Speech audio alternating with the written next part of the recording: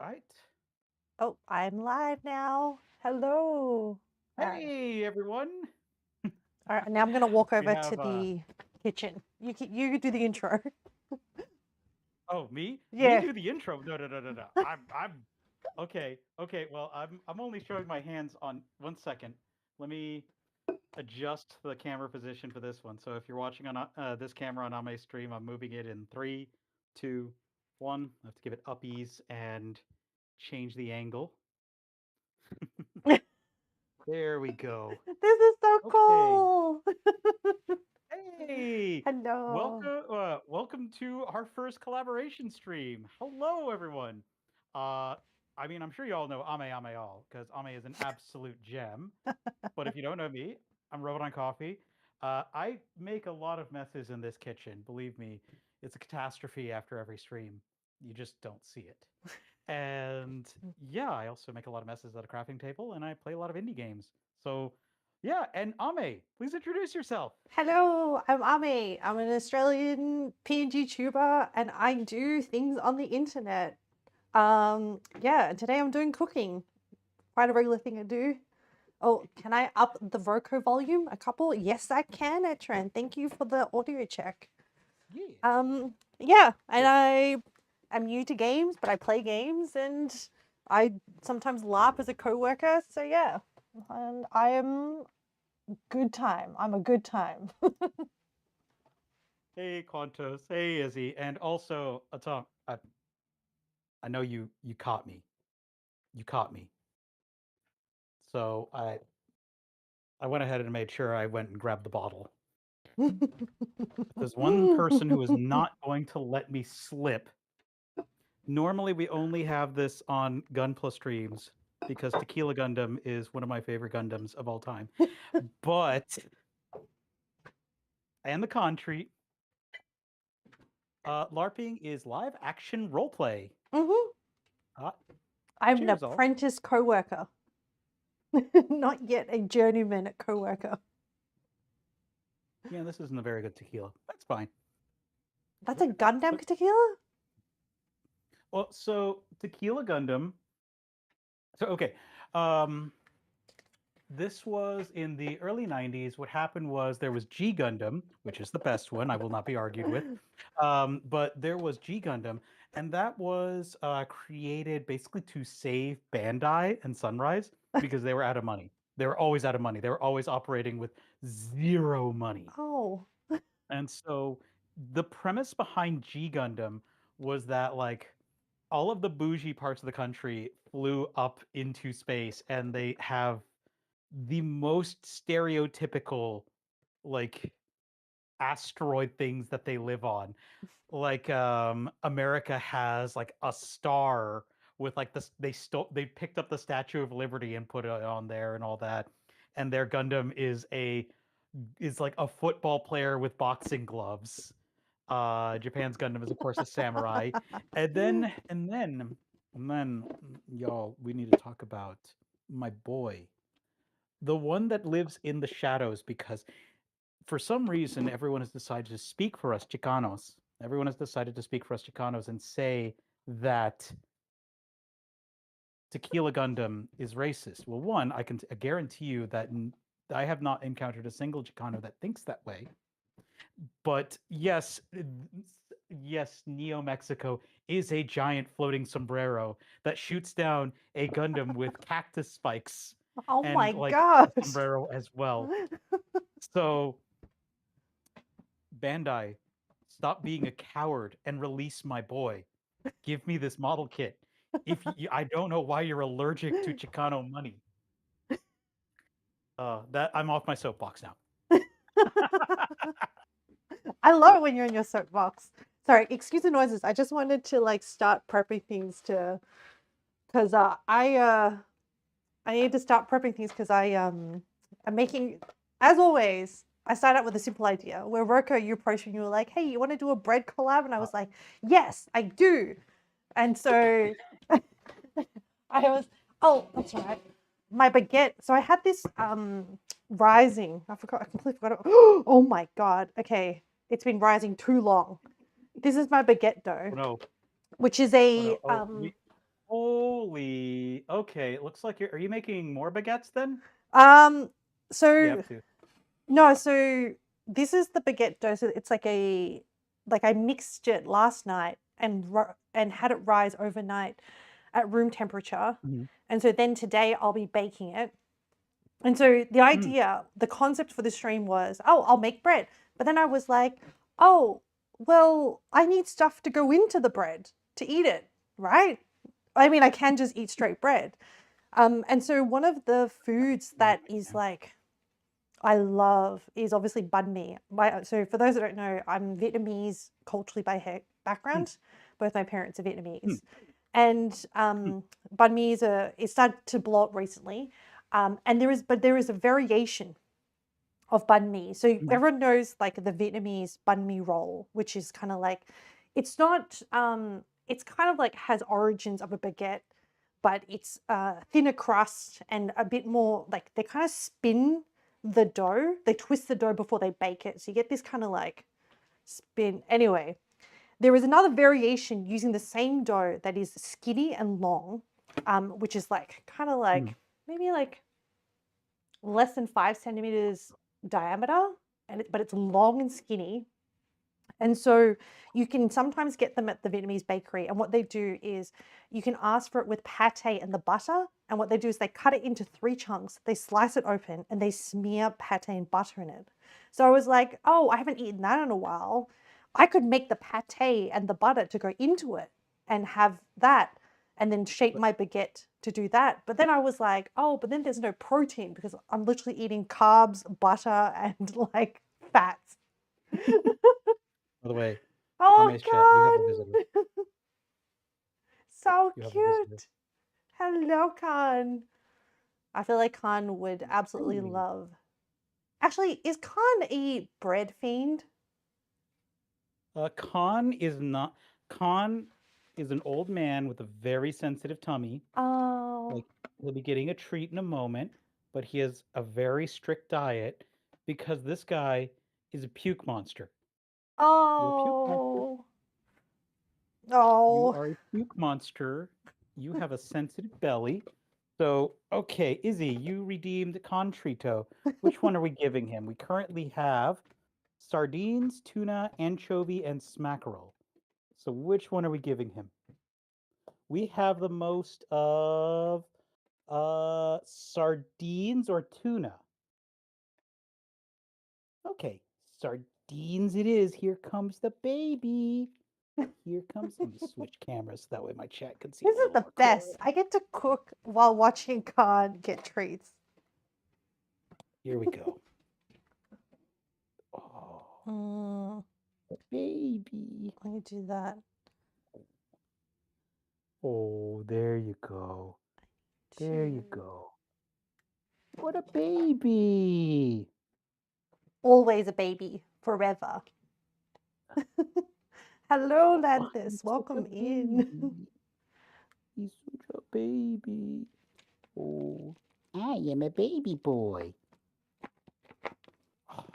Good call, Atomic.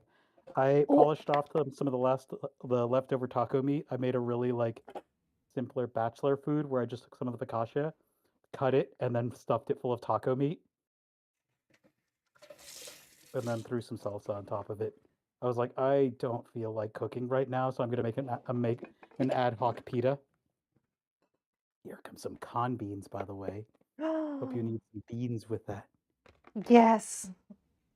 It makes everything taste better. Such a good boy. Such a good boy. Can I give you a smooch up? Can I give you a smooch up? Whole beans, yeah. But yeah, so today I'm making banh mi, but I'm not making the bread of banh mi. I'm making a baguette, but that's why it's scuffed. Okay. So I'm making the pate, the Try to pork. I've already made the pickled carrots because there's so many elements. The thing with Vietnamese food is there's so many elements that it's like ridiculous. So I had to pre-prep stuff. Khan tried to swat it out of my hand so that way he could steal it. Oh, Baby. All right, let's go ahead. So today we're actually going to be making a recommendation from one of my community members. We're making a scarpaccia. This was a recommendation from Crawdolt, who, if you're on Cooking Twitch, you probably know Crawdolt because Craw somehow manages to get into everyone's streams at the same time on mobile. It's a mystery. But yeah, we were making a scarpaccia today. I looked through a few different recipes, and this one looked pretty appetizing and also not super hard. Because I'm also prohibitively lazy at times. I say prohibitively lazy, but then I'll like go the extra mile on some other random thing because I found a quick fascination with it. I'm gonna mute my mic because I need to process the meat, so I don't want to. Okay. Fair play.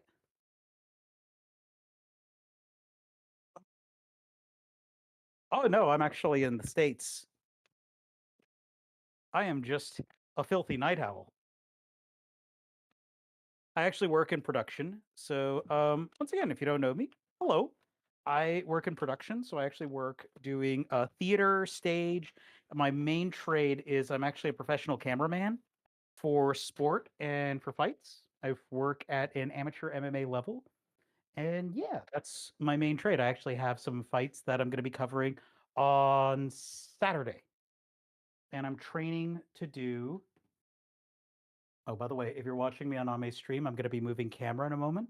We always give a warning for anyone who has motion sickness, so that way, if you do have motion sickness, you know to to like look away for a second. One second. I'm also going to raise the volume of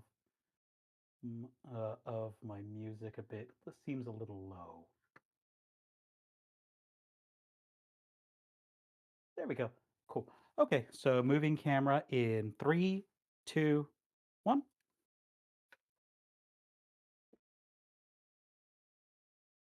Okay, I'm back from There we go. processing my Camera's meat. moved. I am a an American.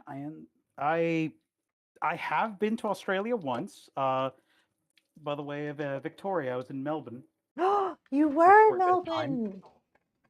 Yeah, that was back in 2019. So I've been to Australia once. I also got to go tour Uluru once, so I did get to see Uluru. I have yet to see Uluru. I am Oh, it's gorgeous. You can tell why it is a yeah, religious site I by just really like want to by go. just being there. It just feels important. But it's just one of those things where you live there, so you're like, oh, I've got plenty of time to do it. And so Hmm. you just keep going to other countries. Oh, But I have done absolutely. the I Great live Barrier in Reef. California. I live in California, and I would be lying if I said I've seen all of California. Oh, yeah. That's why I need friends from overseas to come visit, because then I'll be like, all right, I'll come with you. It'll be my excuse to finally see my own country. Hmm.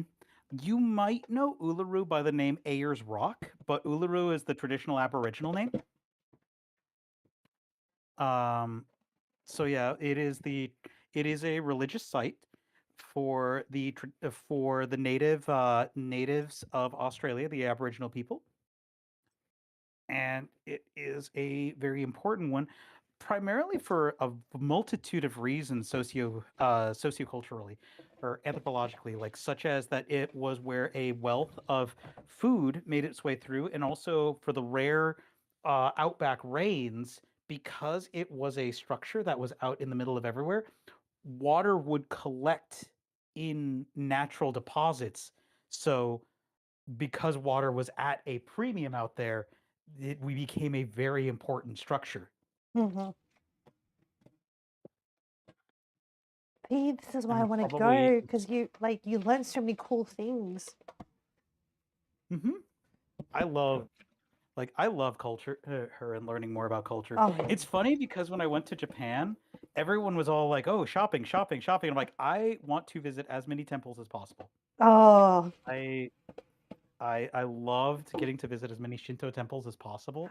It was like such a good time. And they're so beautiful as well. But the They're gorgeous. the running theme after visiting all these temples, castles and stuff is that I'm always fascinated to be like, okay, is this original or when did it burn down? Because everything is made of wood. So everything Mm. burns down at some point. Mhm. It's just, it's just like, All but right. like it gets rebuilt and they're all always so beautiful. Mm-hmm. Okay, y'all. I don't have a mandolin, so I am going to be slowly working my way through the zucchini because I am a silly Billy with no mandolin. No, this is your training arc, Chef. It's Yeah, not, this is my yes, training you arc. do There's this gonna on be a lot of purpose. fighting This is involved. intentional, not silly Billy. I'm just washing my food processor because I'm going to need it later. So, okay, so that bit's done. Let's put my dough to one side. Luckily, I was gifted this knife, and it is one of the things I love so much because it is okay. Actually, doing a pretty good job because it's just a pleasure to actually work with. Hmm. What kind of knife is it? Oh, There we go. Yeah, doing a pretty good job. So, how did you get into cooking streaming? so I always love food cooking, and I was always the person that when you go on trips and stuff, I would always try to book cooking lessons or food Mm, tours. And so, yeah, I already have like a massive passion for food. And then I started streaming as a de-stress outlet. And like, I think everyone goes through this, but at the start, you have no idea what you're doing.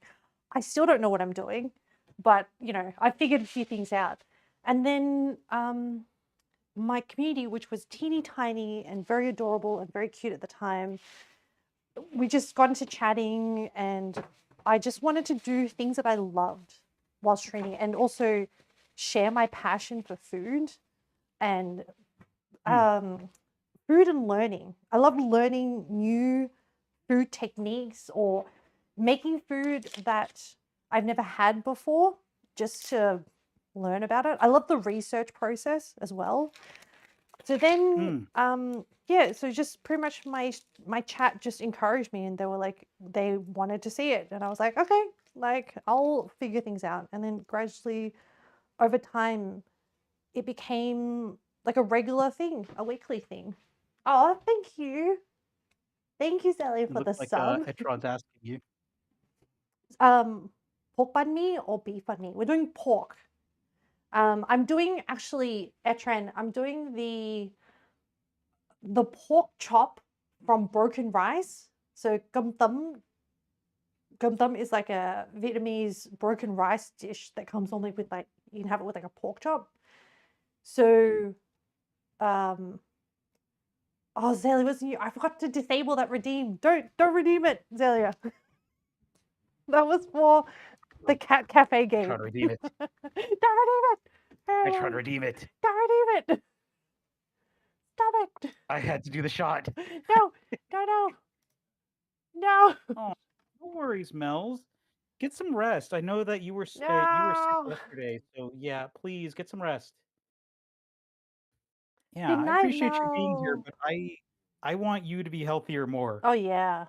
Please have a lovely sleep, and I hope you get refreshed. All right, Etran.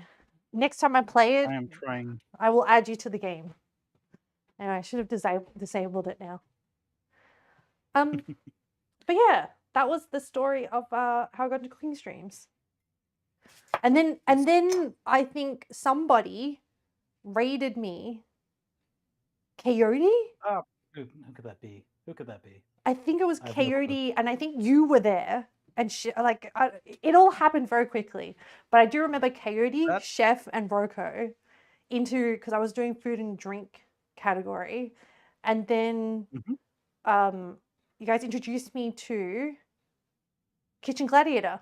And then the rest is history. Mhm. Yep. Yep. I I remember that stream. I think that was one of the streams. I need to hit up Kay. I haven't talked to Kay in a minute. I Oh. appreciate him so much. But yeah, because I met like people like Calbar the Bear and others through Coyote. Hmm. Absolute gem of a human, like just a sweetie. So Yeah. kind. So kind. My my story about getting into cooking Twitch. I have gone through so many arcs of Twitch Oh, that like yes. Wait, so back up. When did you start streaming? How long have you been streaming for? my account is from 2019, and that Okay. was I had made it at the tail end of 2019.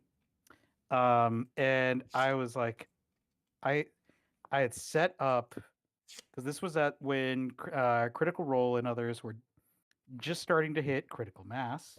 And what happened was I, yep, a young account. I was like, okay, you know what? I'm gonna do a D&D stream, or I'm gonna do D&D streaming with my friends. And like, I was still working at my big corporate job and all that. And then what ended up happening was, um, because I like watched some Twitch, but I never made an account Mm. because it was one of those like neurospicy things of I'm gonna watch from over here until I understand it. Oh, yeah. I didn't Shout actually out to my start neurospicy gang. chatting until I started streaming.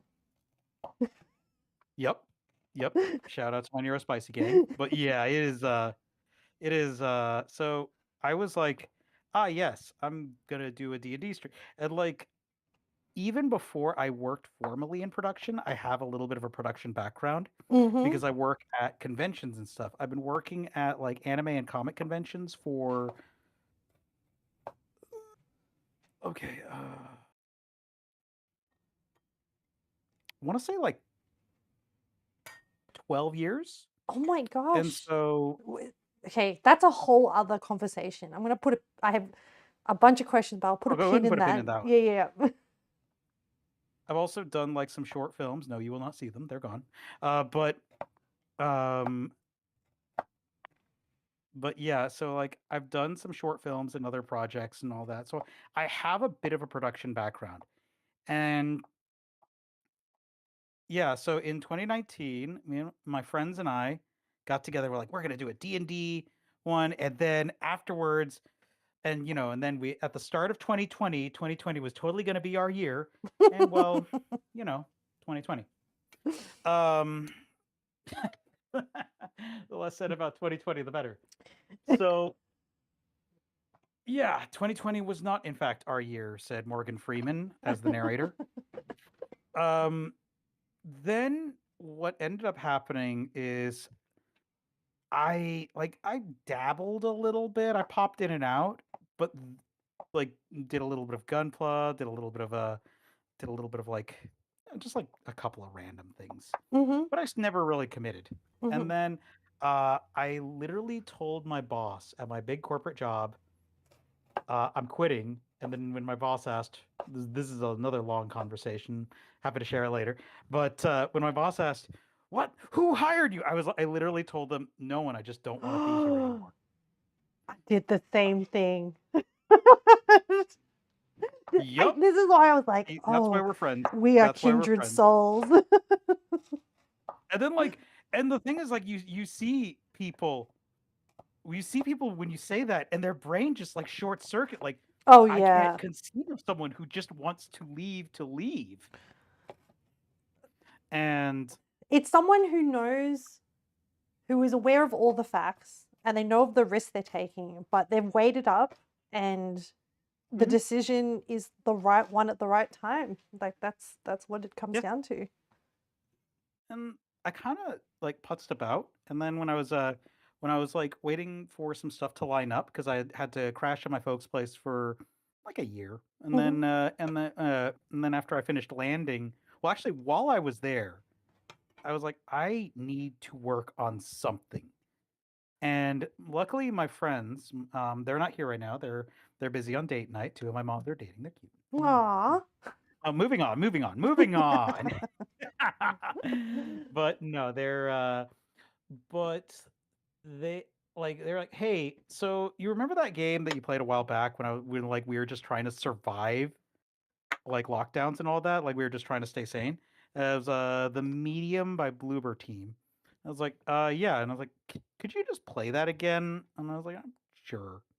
And so I fired up my Twitch account again because we were all kind of spread out, and I played it again. And then like I was like, oh, this seems kind of fun, and then just kind of kept going. I tried a lot of different things, but then what happened over the last few years, but then two major changes occurred. First off was m- first off, oh nice. I need to Hello, Steve. actually just Welcome in. Hello, hey Craw. Crawl. But two Okay, major Steve. things occurred. One was I was like, all right, I I started playing more indie games Mm, because I love independent studios and independent games. hmm I love like all the weird things that come out of I them. love watching you play Um, indie games. and then the other thing was this was I think close to when Craw started popping in. Craw I think Craw popped in like shortly after we started food streaming. But it was one of my birthday streams, and like I was like, all right, well, what do you guys want to do? And they're like, make a cake, and I was like, okay. And my the people who were there could attest to this. I am a disaster in the kitchen sometimes. And part of this disaster was I did not account for needing anything other than brown sugar, and so I had no confectioner sugar, and I had to make frosting. And so that was the first cooking stream involved putting brown sugar in a coffee grinder and making ad hoc confectioner sugar. Oh my gosh. It worked, Of course it but I works, don't want to but do that like again. that's crazy. Yes. Oh, okay. Croc came in on like I think the first time I ever made bread. And I remember like there's probably an image still floating of me like squatting down and staring into the oven, like mouth agape with like Just I did watching. not plan for this. So yeah, my background in cooking streaming is I am a absolute disaster that is figuring out each time. Well, it is a delight to watch you. So, when you were in corporate, what were you doing in corporate? And did you always like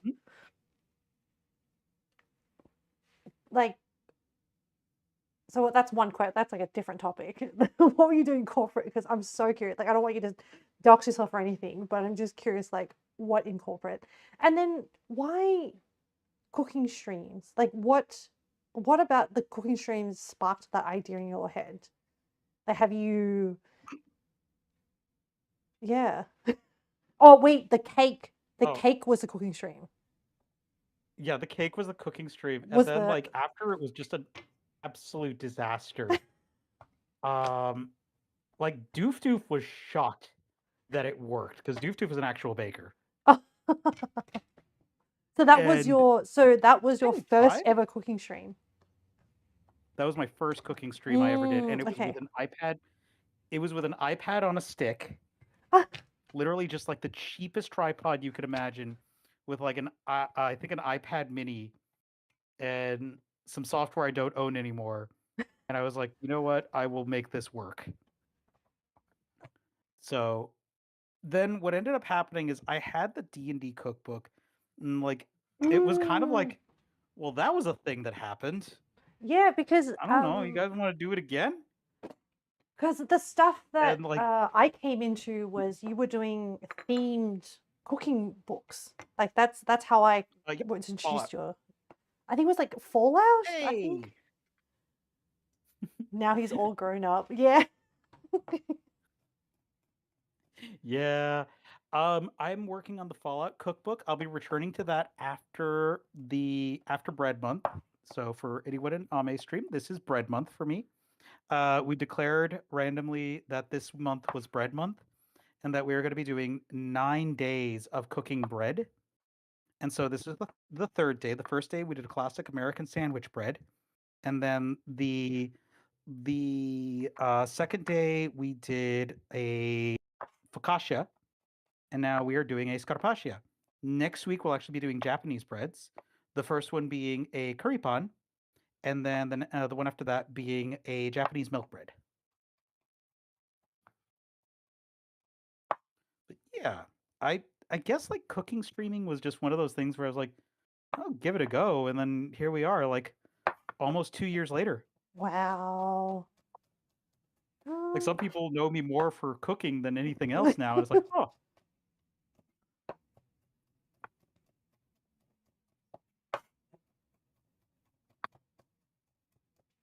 Oh, okay. Oh, Zelly, you don't know what banh mi is? You're gonna Google it? Yes, it is a Vietnamese sandwich, essentially. But and there's a lot of different varieties, but pretty much it's in a classic Vietnamese bread roll. And usually there is what they call like Vietnamese. So the Vietnamese translation is butter, like buh, but it's actually kind of like a mayonnaise. It's actually egg, but without the vinegar. It's like egg and oil suspended. And then often there's pate, and the fillings can change. There's usually always like pickled carrots, but the protein can change. And when you go to Vietnam, there's so many varieties of banh mi. You can have it with like different proteins. You can have it with tofu. You can have it with just like some slices of cold meats. But yeah. you know what, Atomic? Let me ask one of my friends who used to work at a ramen shop and see if I can get their like egg salad recipe, because they served sandos, like traditional sandos. Ooh. I think one of my favorite, recently, some of my favorite Japanese sandwiches has been ebi katsu, which is like prawn, like a prawn Wait, patty. corn katsu? Yeah, ebi Huh. katsu. I think I love the one from 7-Eleven the most. They have this. It's so good. Oh, oh, our 7-Elevens do not compare. No, Like no. the owner of the brand of 7-Eleven wants to change like American 7-Elevens, but the thing is that because there are so many independent operators in the States, that's going to be a Yep. good luck. Yep. That all right, cool. We've got two zucchinis that we've chopped up as thin as I possibly can. Need to do sweet onion. Oh man, 1.5 years. Heck. Wow. But yeah, I was actually talking about this on yesterday's stream, that I was like, yeah, Christopher has been there through all the major eras of like my streaming, when like, because like I think of them from like the style of overlay that I did, Mm-hmm. and like I was like, Christopher, you were with me since the red era. This is how like the lore builds up. Like this is what makes it Mm-hmm. so fun. And what fascinated me was how quickly the lore can build up as well. Oh yeah. Like if you look at like Craw has been the stenographer. There it is. There it is. Craw has been the stenographer of Twitch. It's like there was a demand for a quote button or a quote system. And like I have quotes locked to like VIP subscriber and up, just because to prevent anyone from abusing the system. Mm-hmm. Like mods are the only ones who can delete quotes, just from Mm-hmm. a security standpoint. But yeah. So I have like the quotes, the double barrel glissies. That one gets me every time. But yeah, and like it's kind of wild because then it documents like some of the stuff that you do for like everyone to see.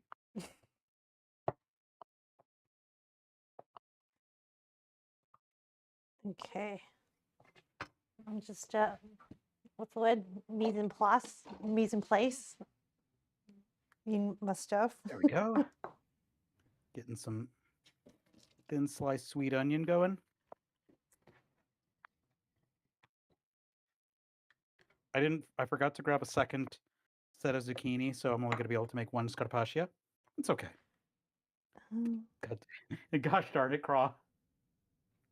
Oil, onion, garlic, butter. Okay, all my aromatics are done. I think I'm ready to start cooking my pate because I need to cook.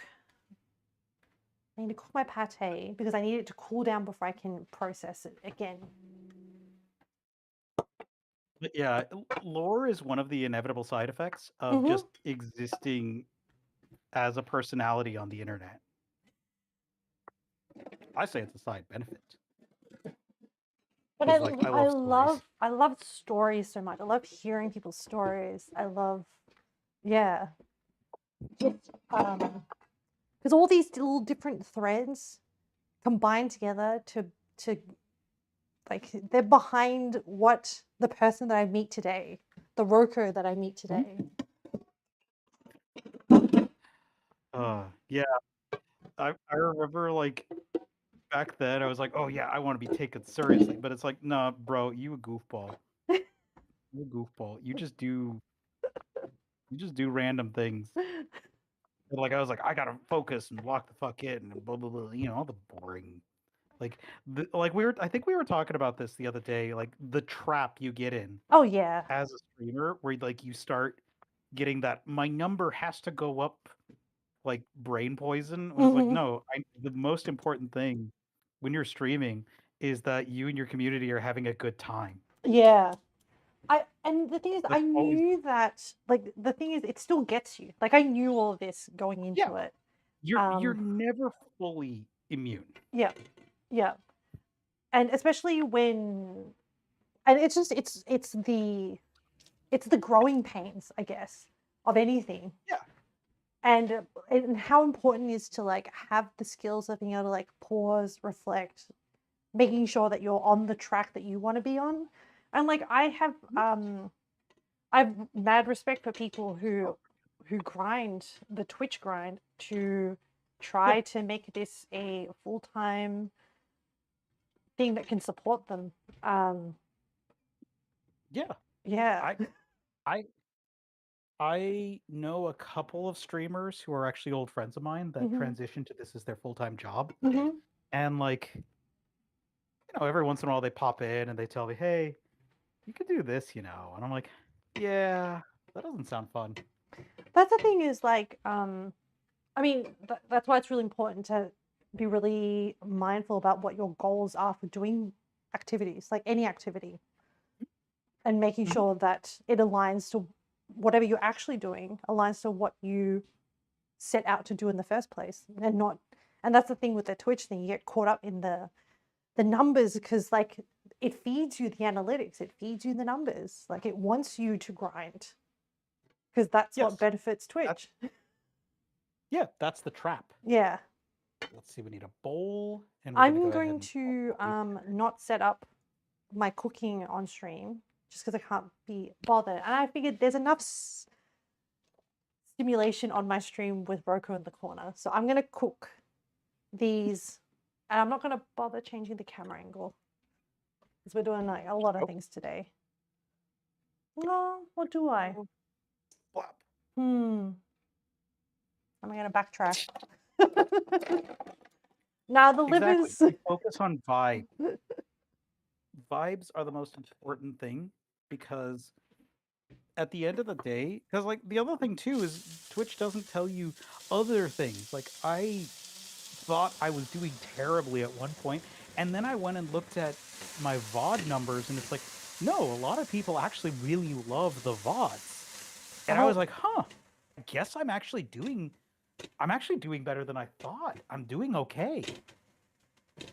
The thing is, I don't even know what okay means. So I just stopped looking at numbers completely.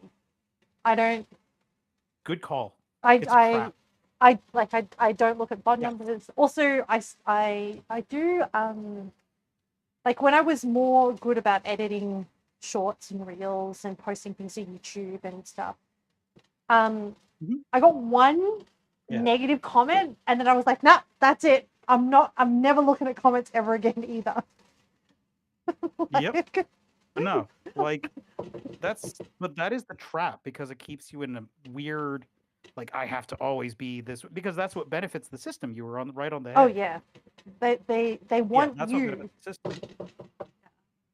Yeah, and like the way that I look at like, oh, big VOD numbers, that's cool, is it reminds me that even if I don't see like large viewership or whatever, that means that someone out there is interested in watching things. Mm-hmm. Mm. And If so that's what tells me that. Like yeah, that's that translation to me. It's not like, oh, this is my job. But it's just, oh, someone wants like, but they just weren't available at that time. So that's cool. yeah, I think for me, because I don't look at any of those numbers, uh, the thing that motivates me and keeps me going is just the live interactions.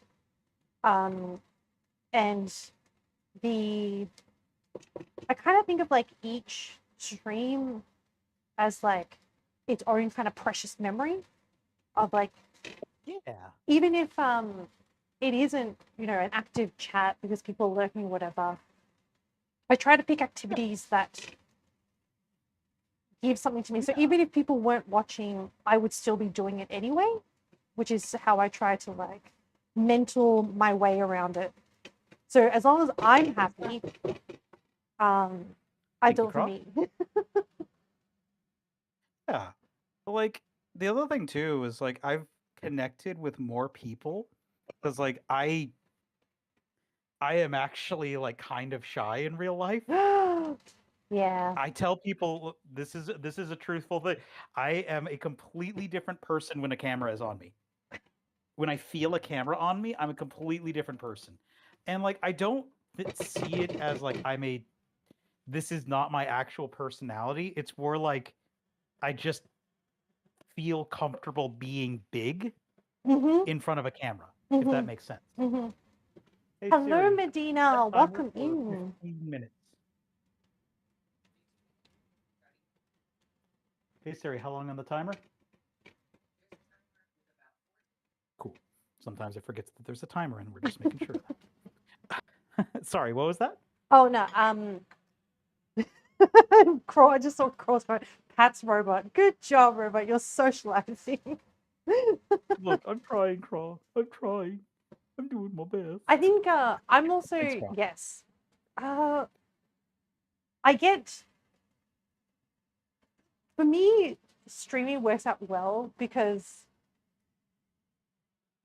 I like crave hanging out with people, but then sometimes too much in-person stuff is overstimulating. Yes. And then I I also know that I change depending on how many people I'm interacting with. Like yeah. it's not that I am afraid, but it's more that I spend a lot of time observing and learning social this sounds so weird, learning social like dynamics of different people and different groups before and I think maybe I think too much, but I mean, you know, it's been too many years and this is the way I operate now. Oh, big big mood. I also do exactly the same thing where like I'm oh, by the way, for your chat, you're probably gonna enjoy this. Let me wash this off real quick. But you get to see one of the eggs from my mom's chickens. And it's Oh, actually not just a common egg. This is a egg from an Americana. So it's Americana are a chicken breed known as Easter eggers. Easter egg. They Oh, do is it not. because they're blue or something? Mhm. Uh-huh. I'll show you in a moment. So you'll see Hmm. it on camera in a moment. I'm just washing it off because since they're straight from the chickens, we always make sure to not wash them because that opens the pores of the egg and invites in bacteria. So it's better to just Oh, like leave them. This is why eggs that are not washed can sit a little longer because they still Ah, have the natural membranes on them that can yep. actually keep them fresh slightly longer. But hey, how's it going, Christopher? We were talking about you Christopher, earlier. hello. Okay, But yeah, I'm so here gonna. is, Oh, that's so beautiful. yep. So this is a egg from an Easter egger. Like these are, so yeah, Easter eggers lay usually something that's within a like blue, green, or pink hue. Ooh, So it looks like you're like not a going to get a precious pure. stone, like a marble or something. Mm-hmm. I'm going to need 2 eggs. So I'll get one of the regular brown eggs as well Yep. because I only have 3 Easter egger eggs.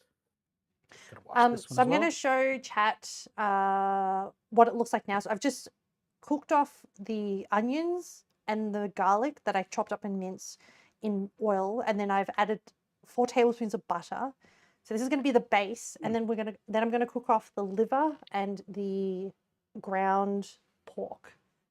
So because I'm not showing them the whole cooking process, but I thought I'd just give a little update. Yeah. There we go. And here is, I'll take a look at yours in a moment.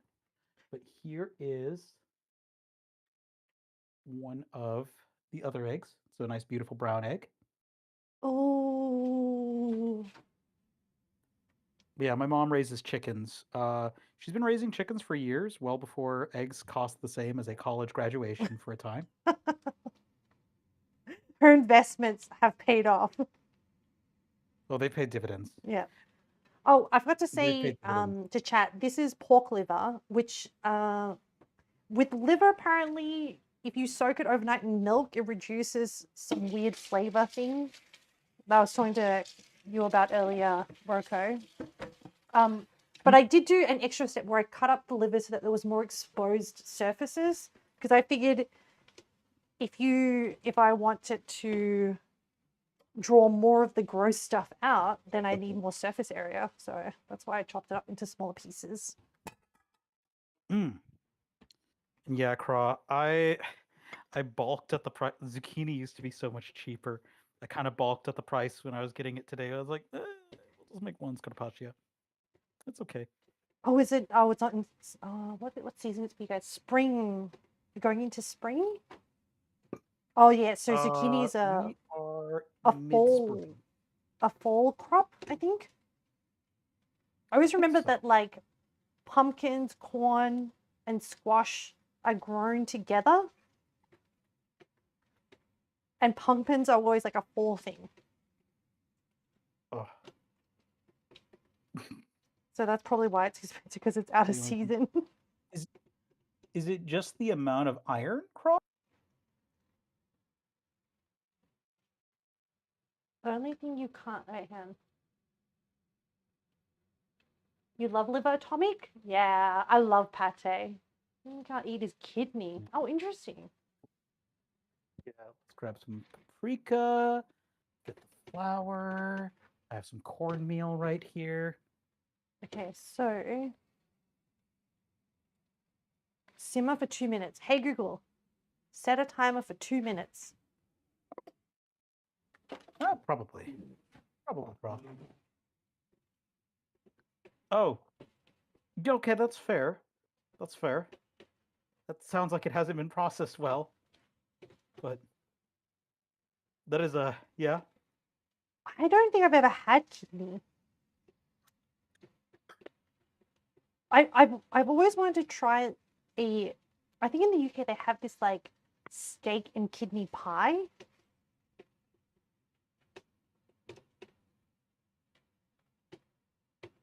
There we go. Flour. Just wipe this out so I'm not making more dishes. Okay, and then we're gonna need a 1/3 cup of cornmeal, right? 1/3 cup of cornmeal. I almost used the leftover blue cornmeal that I have. But For I was for like, this I'll one. save that. Well, yeah, because I didn't have any regular cornmeal. I have corn starches. But Oh, I have some blue cornmeal that we use to make blue cornbread muffins. Mm-hmm. Okay, let's see, third cup cornmeal. So we need the paprika and oregano. Oh, there it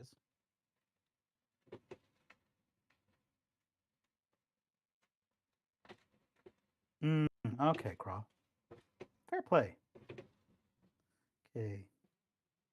Half teaspoon oregano, half Dried milk teaspoon so good as paprika. well. Okay. Okay, let's get some paprika and oregano. The good thing about both of these Italian dishes is that they're both fairly like simple. Mm-hmm.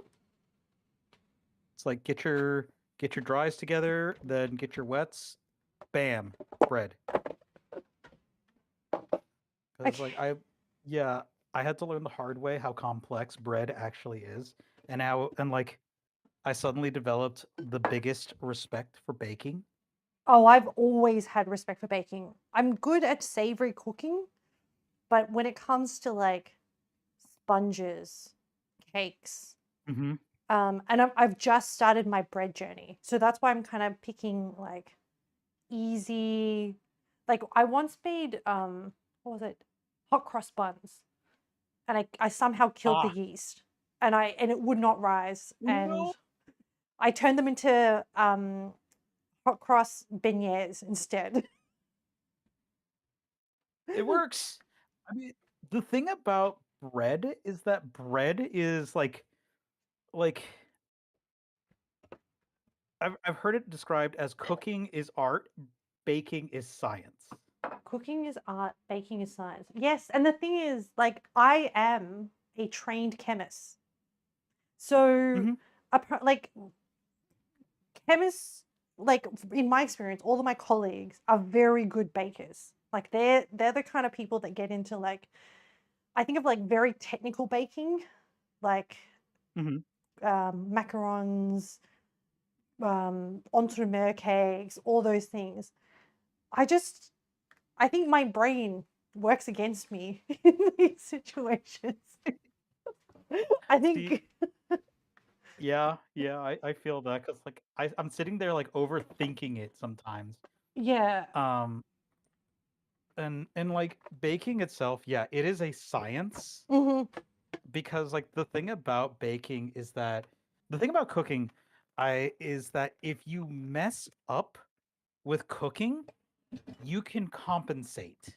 Hmm. Yes. Like you can You can compensate. tweak. Yep. You can adjust it on the Yep. fly.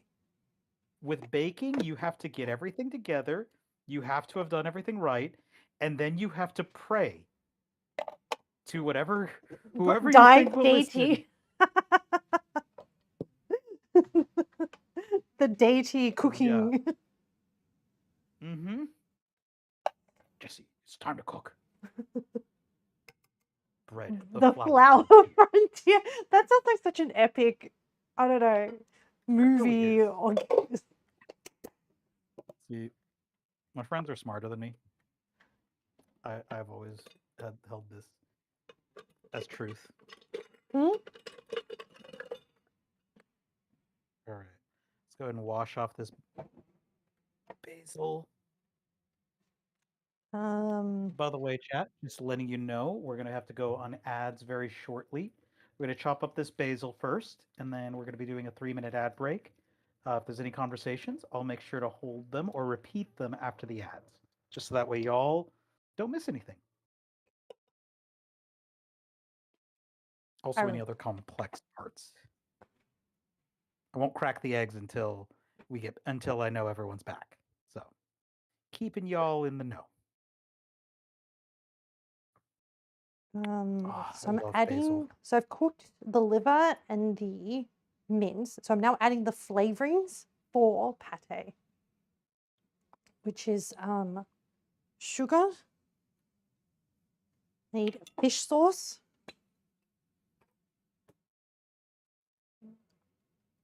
Discovery So, I've made: the more I do language studies, the more my accent is changing. Yes, yes. I also have social mimicry. It's like it's one of the reasons like later on when like my friends were like, "Bro, you have like some spicy brain." I was like, I at first I was very resistant to the concept, Mm-hmm. but then there was just a lot of things that lined up, yeah, that were like, no, no, you actually have the spicy brain. Because like it was, I think what really clicked was when I was like, I think like I was talking to someone and I was like, hey, I just want to know, do you, why do you drink coffee? And they're like, because I need energy. I'm like, okay. So you don't drink coffee to quiet down the head scream, yeah. Like, no, I don't. Like, okay, maybe everyone had a point. Yeah, maybe they had a point. Maybe they were trying to tell me something, yeah. I'll actually time my ads with yours because I saw yours just started now. Oh, thank So you. I'm gonna go ahead. I was just I'm internally gonna go ahead and thinking, time my ad. man, So Roco is we'll so be back in good. 3 minutes.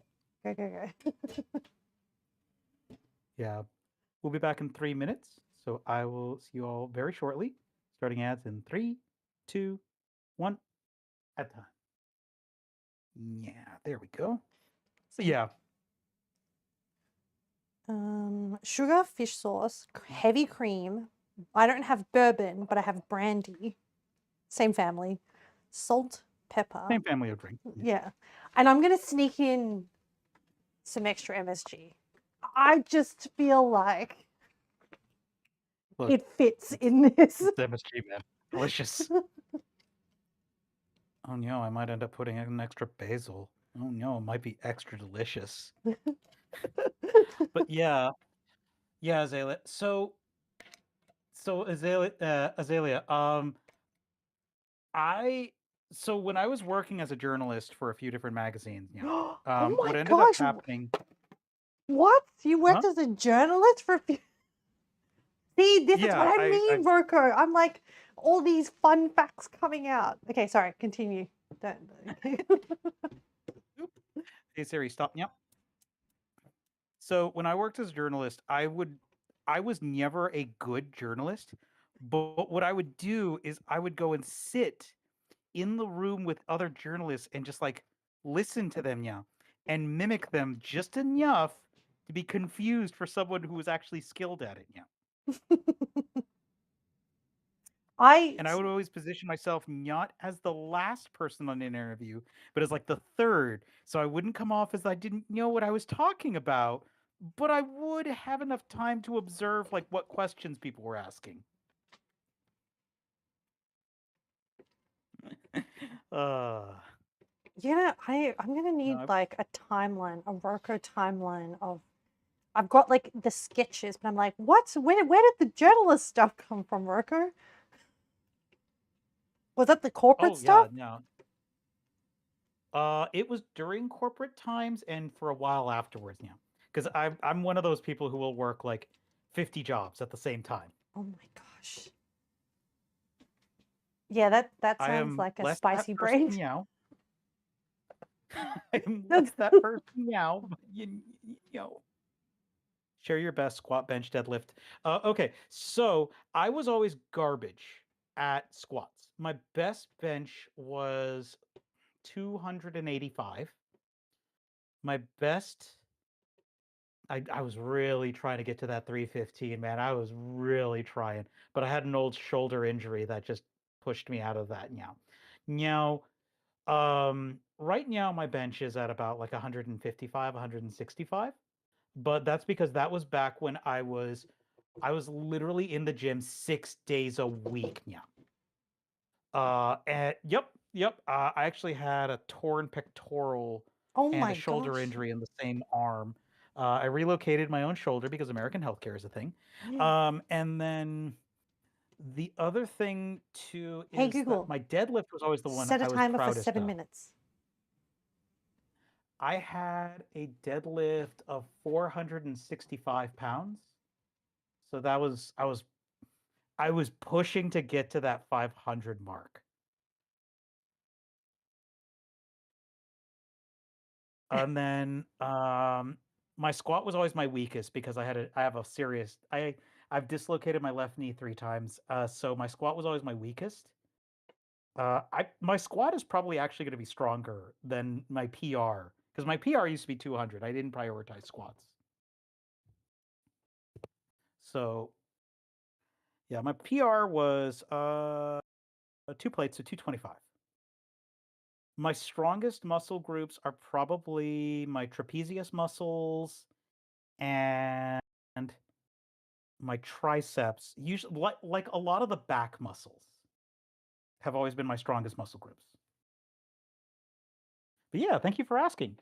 Right now, I am deadlifting 160 kilo because my weights are all in kilo. I'm deadlifting 160 kilo. I think by the end of the year, I'll probably be at about 180, 190. And I'm benching 155 at about a 30-degree, 40-degree angle.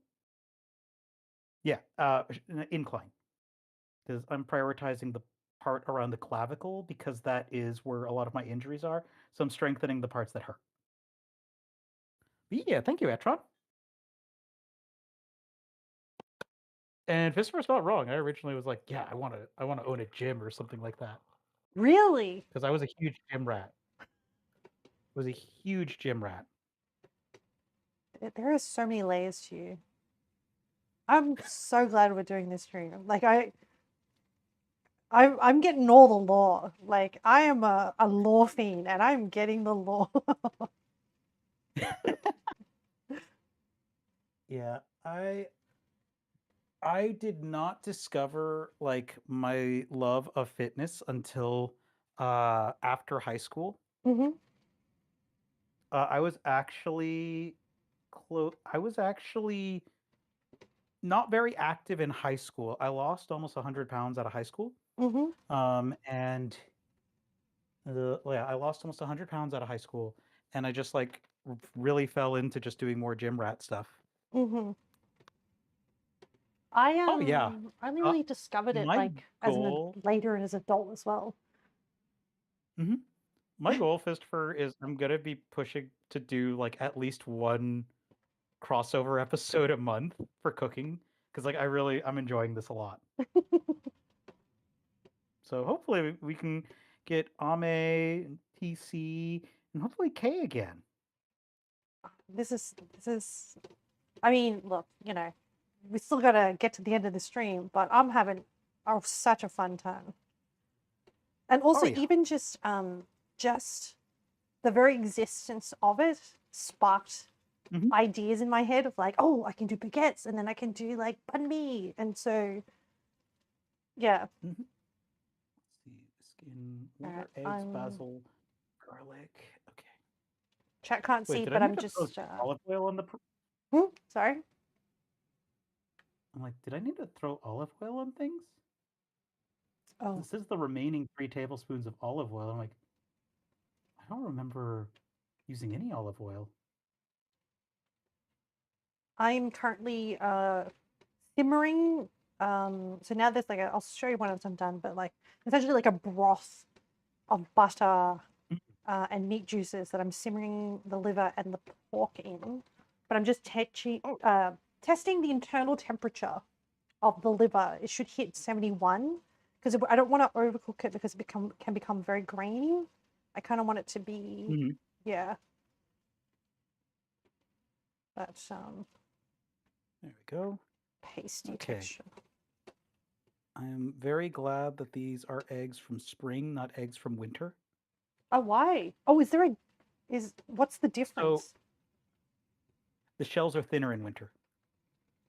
Because not as much nutrients. More of their resources are going towards keeping warm. Mm-hmm. So yeah, more of their resources go towards keeping warm. So their shells are a little thinner Mm-hmm. because more of their like water and protein and all that go to their bodies to keep them alive. Makes sense. Mm-hmm. Okay, I'm getting 62 internal, which is good. We're getting there. See where it said to throw any olive oil on anything. Okay, sure. We're just gonna go ahead and play along. This will be fine. It's fine. That's what I always say. It's fine. All right, we need some garlic. So Zelia, I don't have the same language learning neurospicy ability. Yeah, I don't. it's it's interesting because you see like the different types of spicy that develop I love because everyone's is a that the little different. language is being called to call them superpowers because I think they really are superpowers. Like the Yeah. ability to pick up languages more easily. Like that's a superpower in my books. Mm-hmm. Okay, we're gonna need 2 cloves of garlic. All right, here's 1, 2, 2, 2, Keep on going. Keep on going. Oh, 2, 71. 2, 2. Okay, yeah, I think that's 2 cloves. Oh shoot, I'm 1 short. I Okay, didn't there we go. That's 2 cloves of garlic. I didn't dictate this, but earlier my recipe called for what is it, 5 cloves? I was like, yeah, a whole head of garlic. This will be fine. Yep. No, language and it's so there was a comedian that I was listening to earlier who had a really interesting like take on autism in different cultural groups and cultural backgrounds. It's a And like there was TC a take. raid. Hmm? I got raided by Hey, Chef. Oh my Welcome gosh, TC! in. Welcome Hey, in. how's it going, buddy? Etran, are you able to do a shout out? Thank you. Thank you, Craw. Oh my Oh my god. gosh. TC, tell us what you've been doing. Oh, by the way, chat Yeah, and TC, tell us all about what you've been doing. Roco, this is the final, well, not yet final form, but this stage of the pate, which is liver chunks, cooked mince in this like butter sauce with the aromatics of onion, garlic. Yeah. So now I'm going to let it cool down. And then Mm. as I do other things, and then eventually I will be processing this and then it'll be done. And that will be Vietnamese pate. So it's like a rustic kind of chunky style. So I won't be trying to make it into like people know of the French style where it's like very, very smooth. The thing with Vietnamese pate is like it's a bit more chunky. So fits my Rustic. personality. Yeah. I love rustic food. Yeah. I grew up in a farm town, so yeah, I love rustic food. But yeah, TC, good seeing you, buddy. Also, Made a yeah, like roasted. TC is one of the people who I always want to step up my game anytime I'm like looking at TC streams. Like I'm already thinking of a few things to add in the next couple of months. Do it. Because I'm like, I want to step up my game here. Okay. 1 sec, I'm just getting some water. All right. Because I forgot where my water cup is, and so I need to like fill another cup. Oh, that's right. Yeah, I need to keep drinking. And then I need to grab a Trito for con. So y'all got to get con time very shortly. Okay, so I'm gonna reset because I'm gonna start shaping my baguettes. Okay.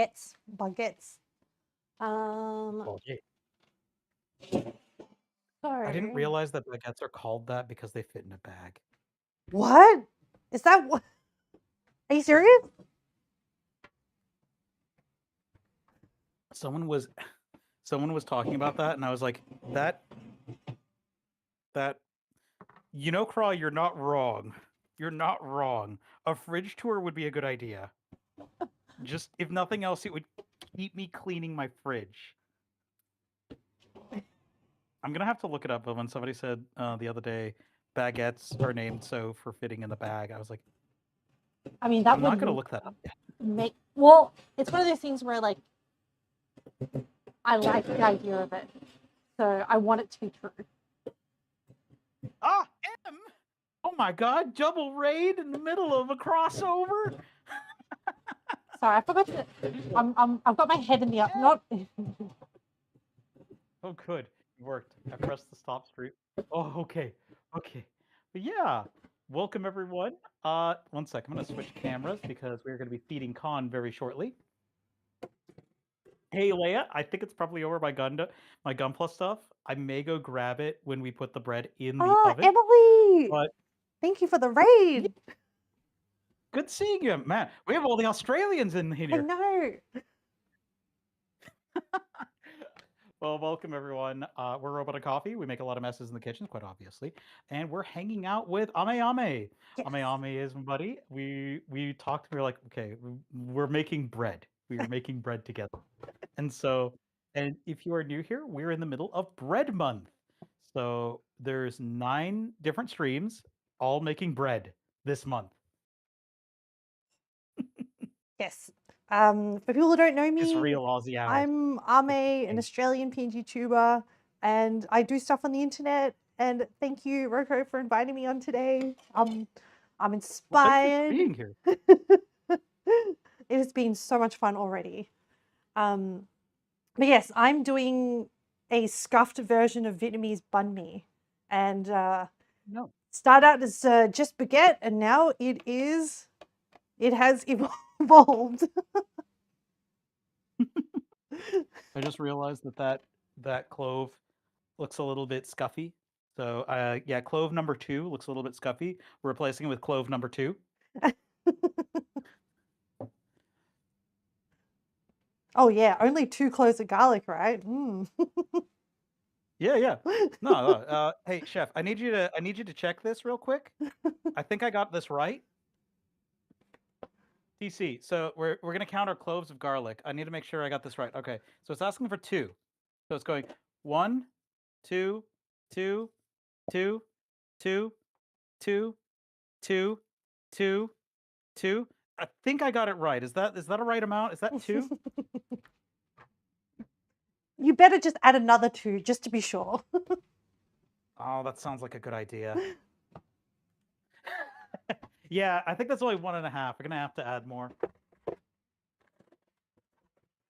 Okay, so I'm moment of truth. I mean, all right. My yeast is definitely alive because 2, 2, but yeah, actually, we mentioned it yesterday, but TC and I are planning a crossover too next week. So yeah, just hanging out with all the Aussies out here. Yeah, because we're the best. Aussies are lovely people. The only thing that I warn people when they're going out to Oz is like, look, the national sport of Australia is fucking with tourists. What? No. Don't know what you're talking about. All right. I need to. You saying that is like saying you don't steal bricks. Hey, Catalina. All right, my bread is coming out of the bowl. Nah, but like I love the Aussies. My time out in Australia, well, back in 2019, was just absolutely lovely. Lovely country, lovely people. Love Ned Kelly. But anyway.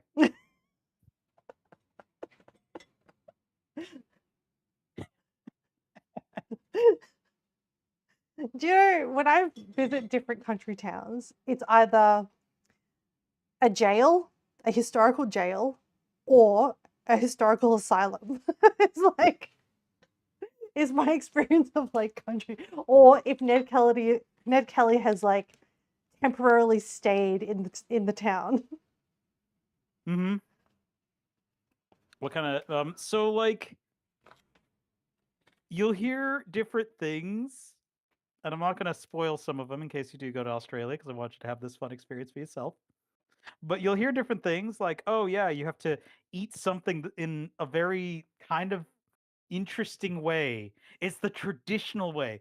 Although the shoe drinking is a thing in Australia. I don't understand it, but you know, y'all live your best life. It is actually a thing. I don't understand it either.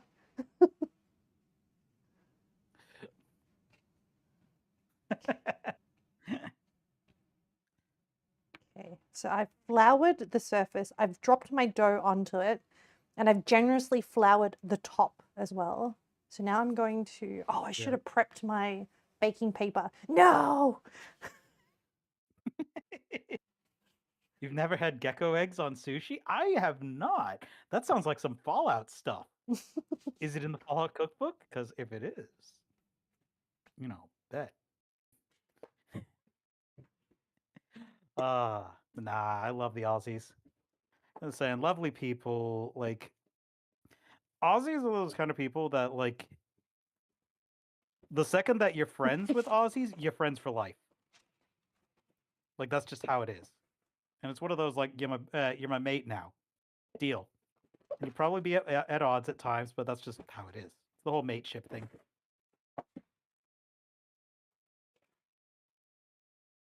Okay. Con time. Oh, yes. One sec. Let me finish peeling all this garlic, and then y'all are gonna get a face full of con time. Yay! Let me go ahead and just call him. Con.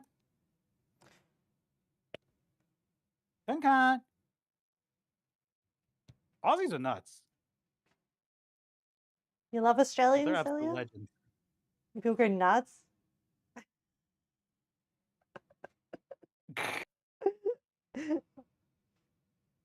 Also, Oh. Vegemite's delicious, but that's one of the ones when they're like, "Oh yeah, to be a real Australian, you got to eat a spoonful of Vegemite."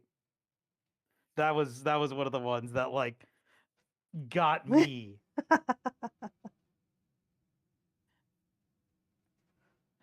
Con. Probably sleeping in my room. I'm just gonna follow the recipe and make 4 baguettes, and just. Con. Where ya, buddy? You sleeping, buddy? Come on. Just being a little. Like, no. Come on, Con. One sec. I gotta wash my hands before I handle him because I just realized I have garlic on Oh them. yeah. And yeah, and anything within like the onion family, I can't remember the term for it, is really bad for pets. Yep. Alliums or something. Alien. Yep. Yep. Nightshade family. Okay. I, as a Canadian, new feet raised. I'd tell you to kiss a fish, specifically a cod, because we're traditions. Thank you too. Con. All right, I am going to change camera angle. So if you're looking at my camera, look away for a moment if you got motion sickness. Moving in 3, 2, 1. My baguettes are different sizes. Oh well, rustic. All right, there we go. Come here, buddy. Don, look. It's treat time.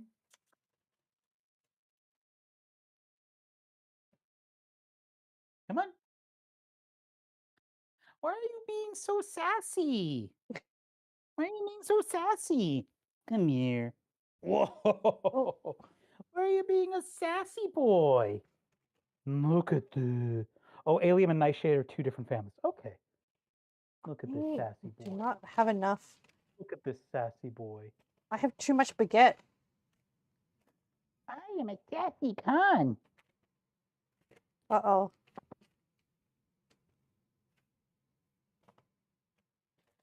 Actually, I should have done it the other way.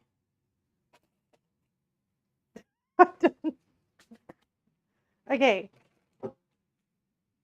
I have baguettes, but they're all slightly different sizes. It'll be fine. That's the charm. But nah. I think. Oh, look at you. There you go. You get some con time. Look how hungry he is. This is such a waste of flour. He's so hungry.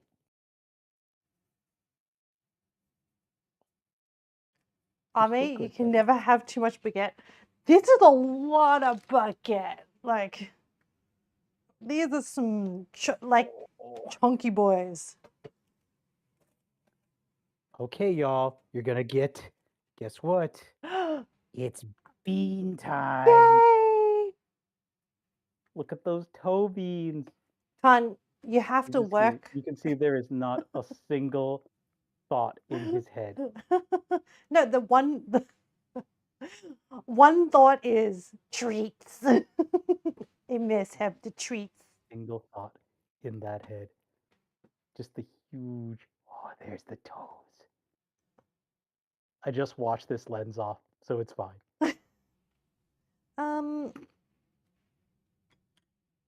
don't want to waste this flour. I'm gonna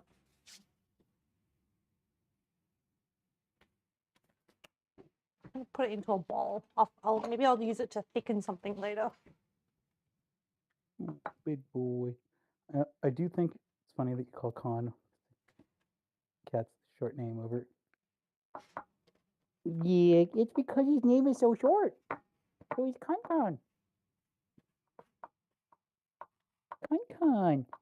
And actually, when he's not sleeping a lot, when it's not his sleep time, the 3 slaps on the thigh is how he knows he's getting food. Because that used to be how I summoned him for his food. And so I remember my niece ended up doing that to call him. And I was like, well, now you have to give him a treat. He can't break the compact that you've made. Like, if you call him like that, he needs to be given a treat. You cannot break the compact. Because that's how it works. What am I up to? Okay, I still need this oven to go hotter. We need 250 degrees. Nicotine is a poison. Nicotine, I think they use that in specific pest control. Craw, I'll be honest, Ame. I think too much baguette would be a good problem to have. It is. It is an excellent problem to have. I just hope that based on the video I watched, there was more space between the baguettes. But I do not have and he managed to fit the same amount of dough and everything on the one rack. So I don't know, maybe. Moving camera in 3, 2, 1. There we go. What can I say? Maybe I just, have the ability to make thick baguettes. All right. Yeah. Oh. Yeah. Oh, so yeah, cooking streaming. That was the other thing too was indie games were the other thing that like I picked up a while ago because like I was trying like more popular games for a while because once again you fall in that trap of wanting to grow and be like I need to, and like it just being like okay, there was no real passion to it. I never really fell into that trap because my budget side was like, I'm not spending full price on the game. Yeah.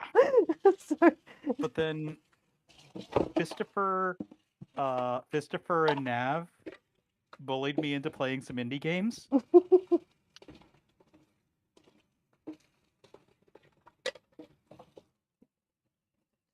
And the rest is history.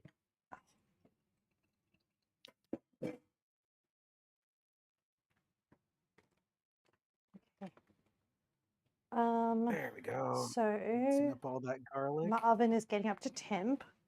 My baguette's done. My pate is cooling.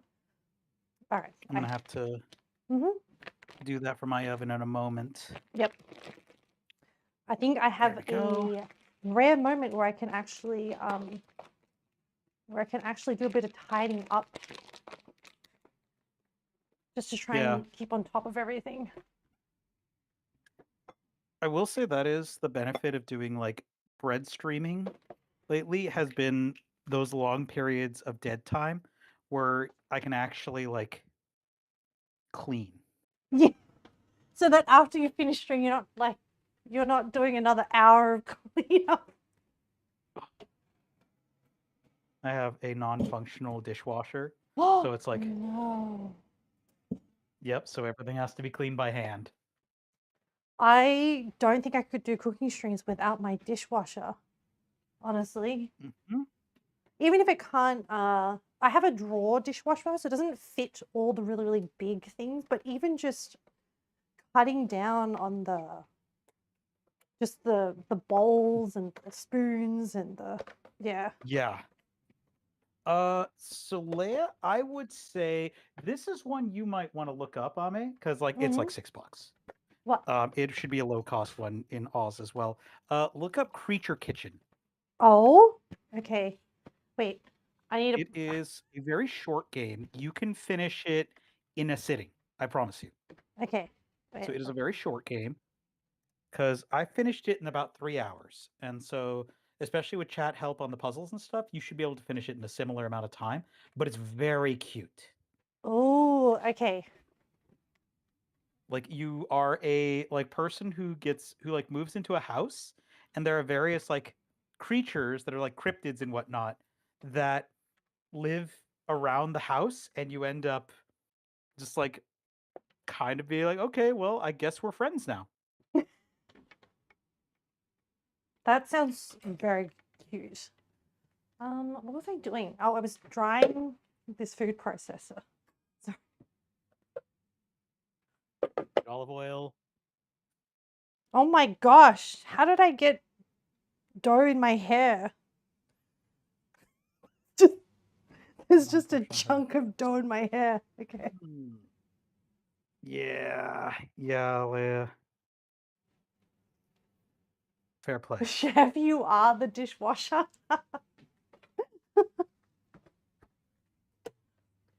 What's the eggs, basil, and garlic go in here? All right, so there we go. Okay. Now we're gonna need to throw in the basil. Oh no, we put in too much basil. Our lives are terrible. And too Oh much garlic. no. Our lives are Oh. horrible. Okay, so this is just flour, cornmeal, paprika, oregano, egg, water. Then we need to throw in some olive oil. I'm gonna do some And photos then of my we're going to be bread. throwing in our... Then we're going to be throwing in our vegetables. The zucchini that you trained your slicing You're on. not wrong. White vinegar... But yes, white vinegar is one of the greatest cleaners that has ever been created.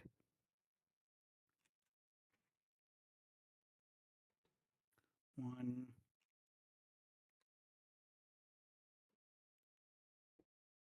2... 3. There we go.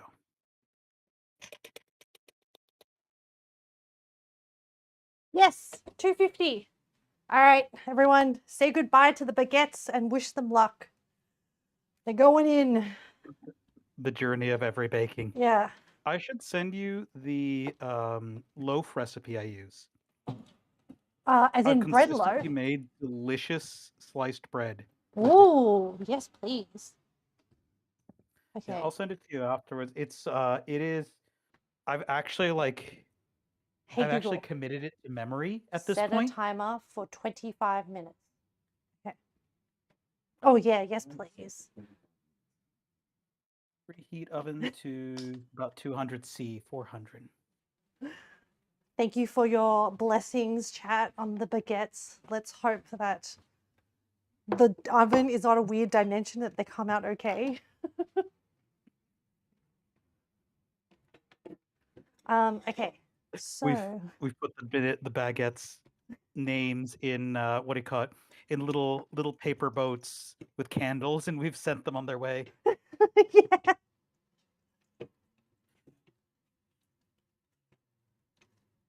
Okay. We've had the local shaman bless them as well. Yeah. See, what I actually have done for those is I do a baking sheet, and I boil some water on a kettle, and then I throw that in there. That steams up the whole oven. I'm not terrified of thermal shock, so that's why I this never use the ice recipe blocks and whatnot. doesn't talk about adding steam or water. Like I'm aware of the steam water stuff, but like this recipe didn't say anything, so I'm just like, okay, let's see how it goes.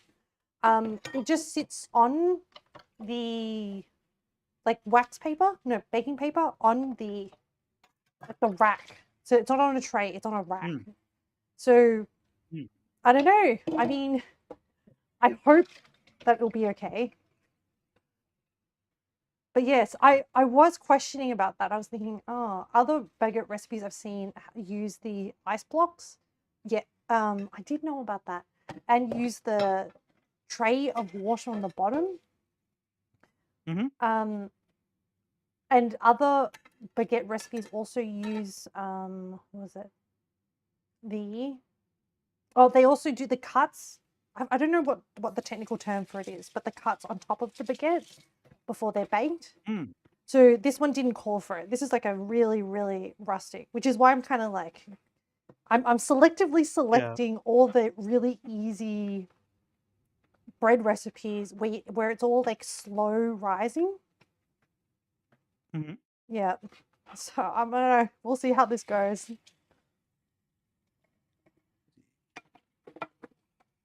On a baking sheet with parchment paper and drizzle with a tablespoon of olive oil and set aside. Spread mixture onto a prepared baking sheet in a thin layer. Sprinkle with Parmesan and top with 2 tablespoons cornmeal. Okay, almost there. Wait, so you said you ran out of cornmeal. Oh wait, did you find some cornmeal in the end? Because you mentioned you were going to use blue cornmeal. Yeah, actually, here you go. I'll show you guys real quick. Because in the Fallout cookbook, there is blue cornmeal. There is a blue cornbread recipe, and there is actually such a thing as blue corn. Like you can get the blue corn tortillas and whatnot. So here you go. This is blue cornmeal. It's made from blue corn. Oh, it is so vibrant. It is so vibrant.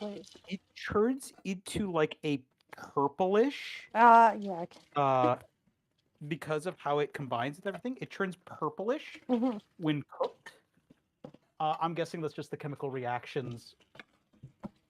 But yeah, it is a really cool ingredient I wasn't aware of until very recently.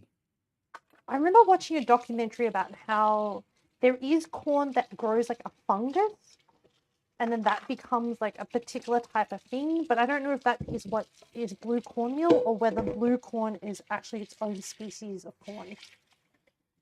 Yeah, I'm not certain. I have to look that up. Yeah, I love I wish we still had the.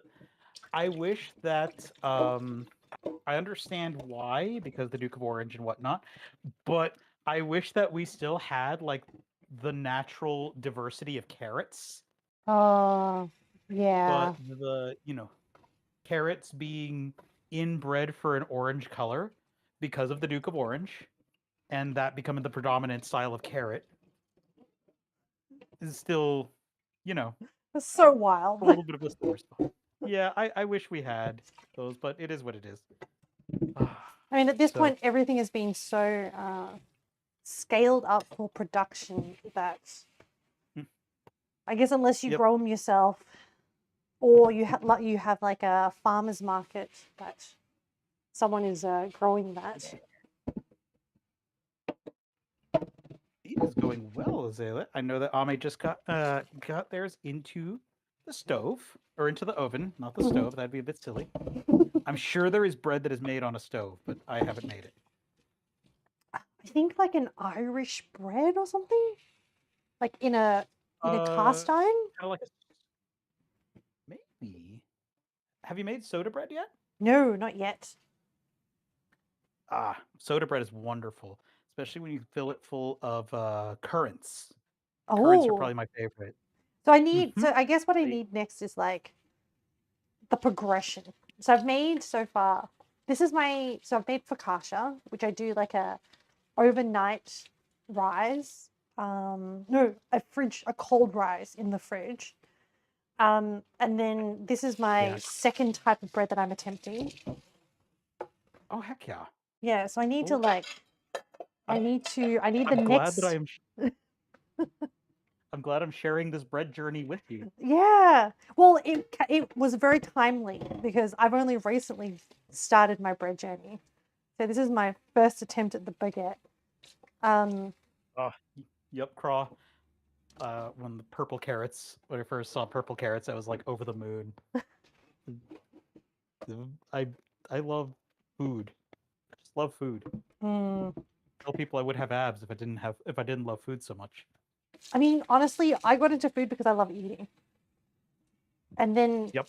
I was like, okay, can I make that? Like, can I make that so that I can eat it more than once? Hmm. So really, it all just comes from greed for me.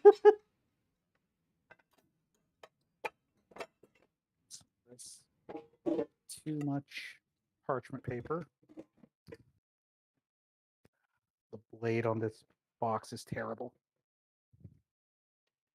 Nope.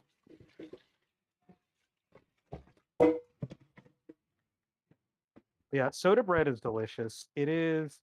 Um, it is incredibly easy to make, and Okay. it's also a very resilient recipe. Like it has a lot of tolerance for mistakes. Ask me how I know. It has a lot of tolerance for mistakes. So, like, especially early on a bread journey, it is very good to try. The Yeah. other one that I would recommend is the Elven bread from the D&D cookbook is an excellent bread. Oh, It's very filling because it uses a bit of wheat flour in it. So it's a very dense bread. okay. I see what you're doing, Em. I see what you're doing. You're not gonna give me this time. Em's like, ah. Crawl, food has pulled you through dark times. Oh, I'm really glad to hear that, Crawl. I'm Yeah. sorry you had dark times, but I'm glad that you managed to find something that helped you through those moments. I don't feel that. I also because like I have not one of the other reasons like why we do things like our low cost cooking challenges and Mm-hmm. whatnot Mm-hmm. is because I've also been in very difficult times. Mm-hmm.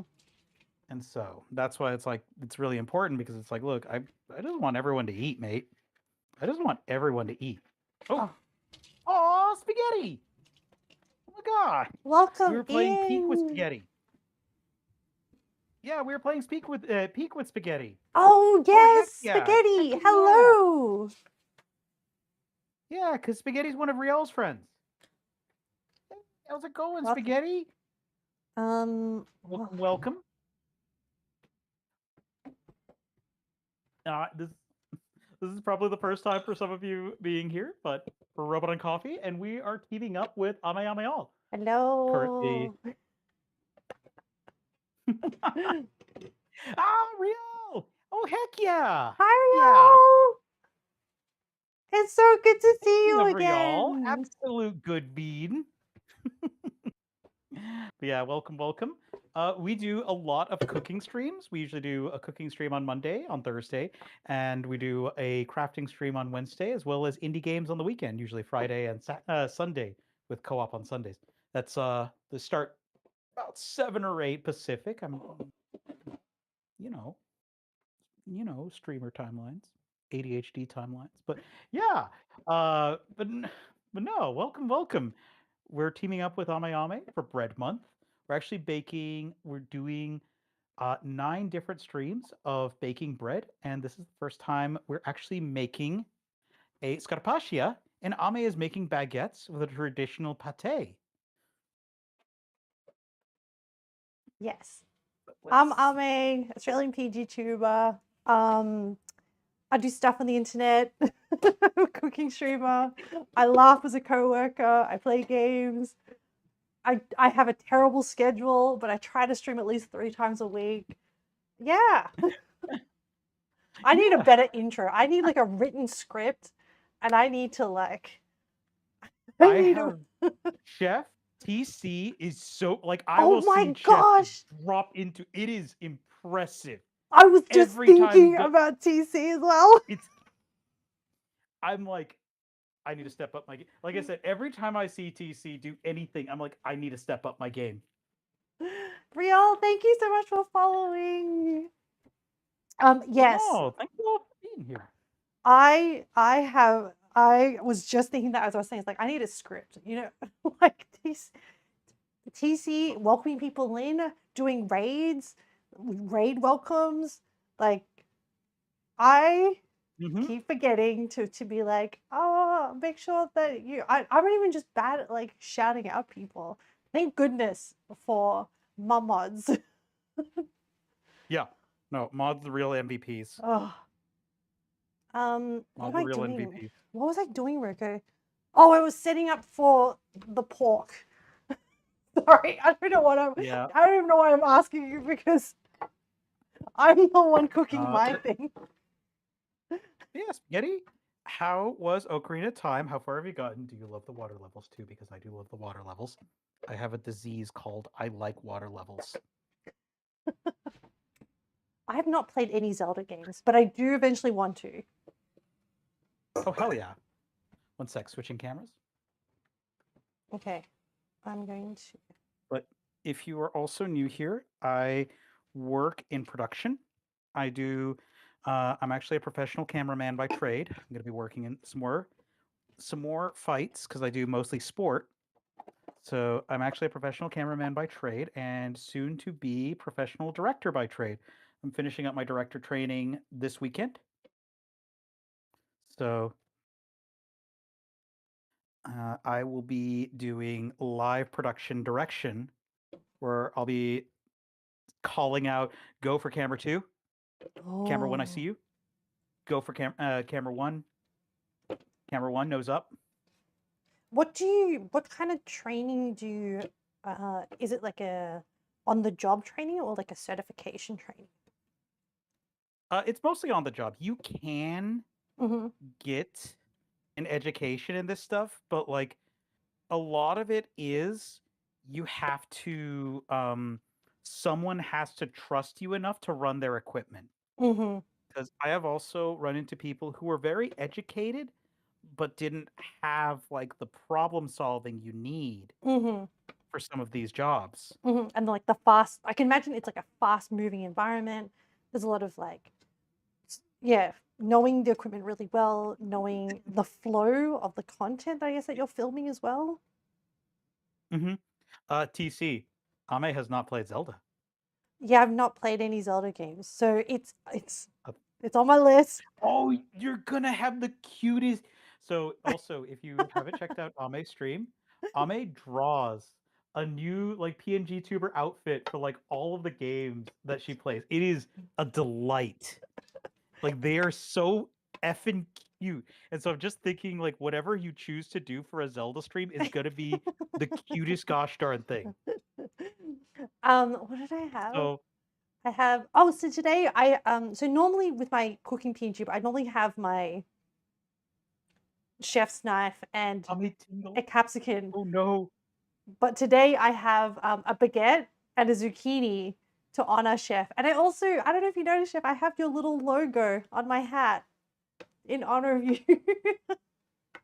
Oh, Rial also advocates for a tingle outfit. What's a tingle outfit? I don't know what a tingle outfit is. Kuala Lumpur. I feel Also, like another thing about me is I will maybe do a voice at the drop of a hat. a French. I used to do a redeem for doing voices, but like I kind of prefer it to be random. Oh. I kind of prefer the naturalistic because my friends have watched this. I literally will just drop into having a full-fledged conversation with myself as like members of the Scooby Gang or someone else. Oh Like I my just it's just gosh. how it is. I don't have that I skill. don't. I've been trying to do a cowboy accent for when I play Red Dead Redemption, mostly because it pisses off Calidus, who is my emotional support cat during those playthroughs. But then I started really enjoying it. sprinkling cornmeal on the top of this. Roco trapped me in a oh. jar. Your mic sounds like it might be a little close to your mouth. Yeah, it's a clip-on mic, and it changes when my head position changes. Yeah, so it's probably my fault. Okay. Sorry, I mean, Rial, sorry. I did actually trap Ame in a jar. Like, I guess I like live one in of the this fairies jar from now. one of the fairies from what's it called? From Zelda. Trap. Yeah.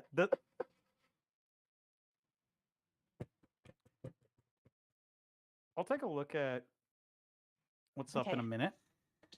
All right, the pate has cooled down and is in. I'm getting ready to process it, so we're soon gonna have Vietnamese pate. But before I do that, I'm gonna check on my baguette. Yeah, let me check something, Real. Let's see if there's a setting that might be.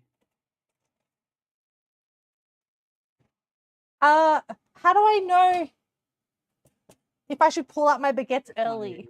Just settings real quick.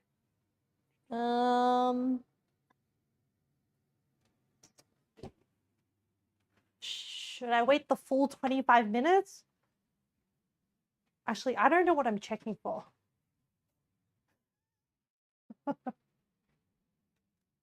How the baguettes look? They look good.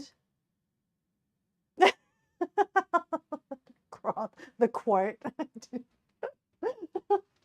Okay, try talking now. It's Ame. I keep changing my tone because of where my head moves in relation to my mic, and I'm giving Roco a hard time. Better. That sounds better. I'm trying to see if there's any other settings that could be adjusted. Chef, Sure. I have to read this out for Roco. Chef, you pull out your baguette only if you feel comfortable with your partner.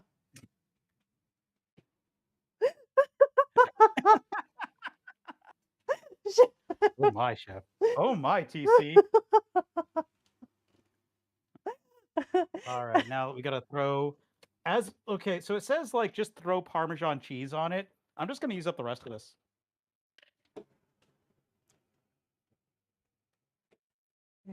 Thank you, Craw.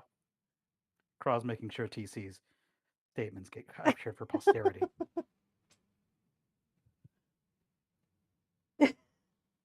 Leia, I mean, they're not wrong. Let me have some first. Well, I've decided I'll wait the full 25 minutes. It looks like it's done, but I'll respect the recipe and wait the full 25 because I don't have the technical bread skills to be able to determine if my bread can be pulled out no, early. I realized I should have put the Parmesan on, then the cornmeal. Oh, okay. I guess I just gotta put some more cornmeal on top, sandwich it. Oh well. The Parmesan on Life is top terrible. of the. Are you? So we're using the cheese to act as a binder on this? Yep, yep. Yeah, the cheese and the egg are going to act as binders. Mm-hmm. Not that kind of binder for my queer community, but different thing. But I see you, and I appreciate all of you.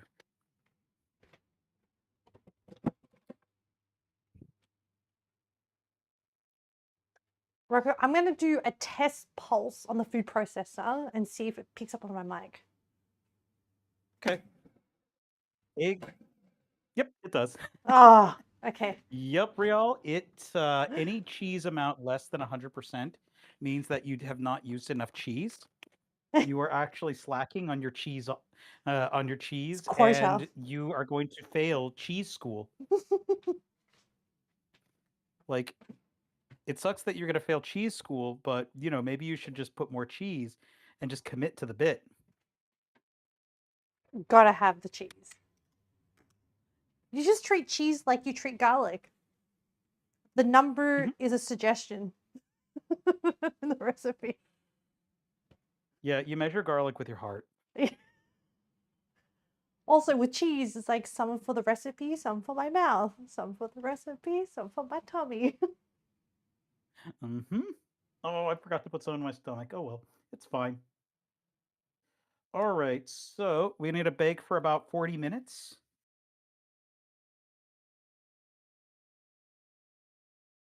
Hey Siri, set timer for 40 minutes.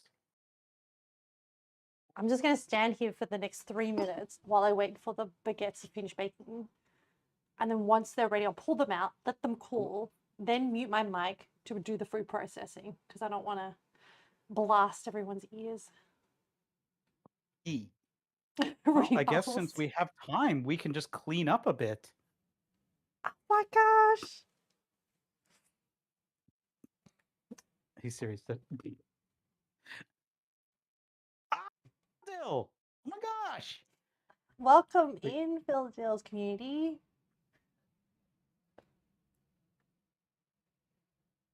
welcome, welcome. By the way, let me go ahead and get that for you, Riel. Hey Siri, set a timer for 6-7 minutes. Got you, Riel. Oh, welcome, welcome, Raiders. Let me make sure I get. Ooh, okay. Yeah, welcome, welcome, Raiders. We're RobotOnCoffee. We make messes in kitchens at the craft table, and we also play a lot of indie games. We usually do cooking on Mondays and Thursdays. We do crafting on Wednesdays with indie games on Fridays and Sundays. Co-ops usually on Sunday. Yeah, you caught us right in the middle of Bread Month. We're on Bread Month Stream 3, and we're hanging out with our good friend Ame Ame. So Hello. yeah, welcome, welcome. Oh, the bread baking is going so well. By the way, if you don't know Phil Dill is not only a baker, but Phil Dill also works in the industry too. Yeah, because Ooh. Phil Dill does voice acting. I'm hoping that I get to see him at one of the conventions I work at, but it'll happen at some point. All right, I'm Mm. pulling them out. I'm sorry. I'm nervous. Oh, you're good. You're good. But yeah, this is my good buddy Ame Ame, and Ame Ame is my co-star here Oh, on I left Bread them Month. too long. I didn't see the ones at the back.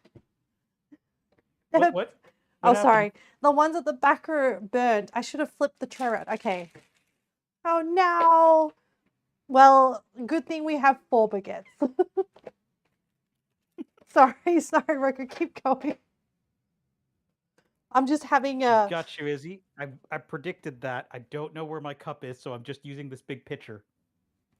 like a bread existential crisis. Don't worry about it.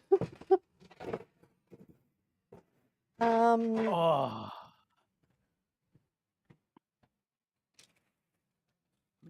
yeah. What were you up to, Phil?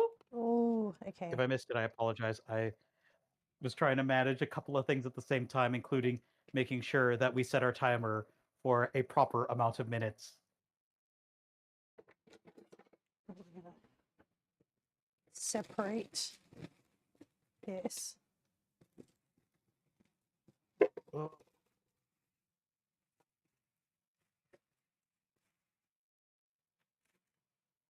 Now, now the next week we're actually going to be doing Japanese breads, and then the week after we're doing flatbreads, and then the week after there's going to be some surprises.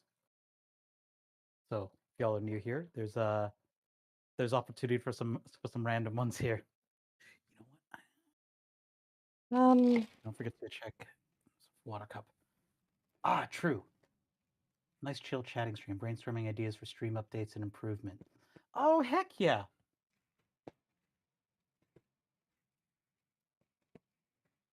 Oh, okay. So actually, this is a one weird trick. I found out because okay, so for anyone new here, I don't use Windows whatsoever. So for some strange reason, because I don't do things easily, I decided to use a couple of cheap Mac Minis to do my streaming setup. And one of the things I discovered by accident is that there is actually some gestures baked into how the webcam drivers work. There you go. Mm, come on. And then there is this one. Ooh. And then there is this one. I need to start using these ones more. It triggers this one randomly. I never use the doubles. There is. Oh yeah, yeah. There's this. Let's see. I believe it has to be double bull horns. Are you not going to detect it? There we go. Yep, there it is. Double bull horns. Then there's what do you call it? I need to start using the thumbs up and thumbs down once more because like those ones are fun. Come on. And then the double thumbs up. I think this is the fireworks. Here we go. Oh, you're not. It has to detect both thumbs.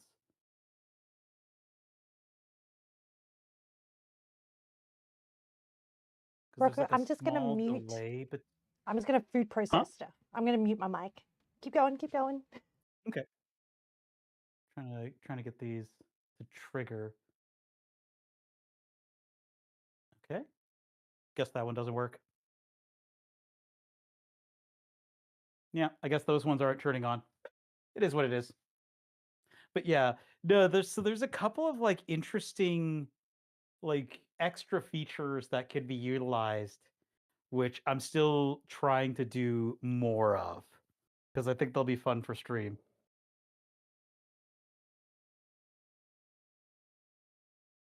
Aw, well, Rial, you deserve all the hearts because Rial, you were an absolute sweet bean and also pure goblin energy, but you are an absolute sweet bean.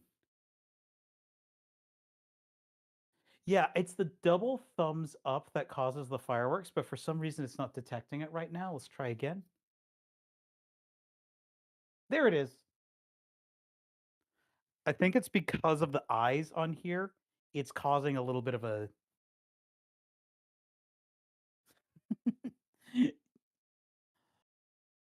And yeah, now we're just gonna start cleaning up. Oh, we need to chop up one last thing before we start cleaning.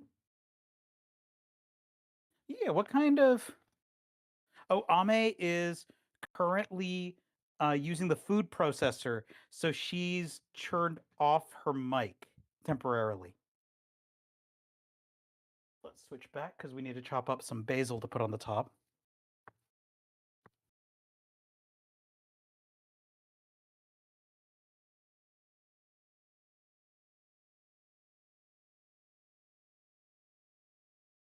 Yeah. No, so Ame is just making sure that she doesn't blow out the mic.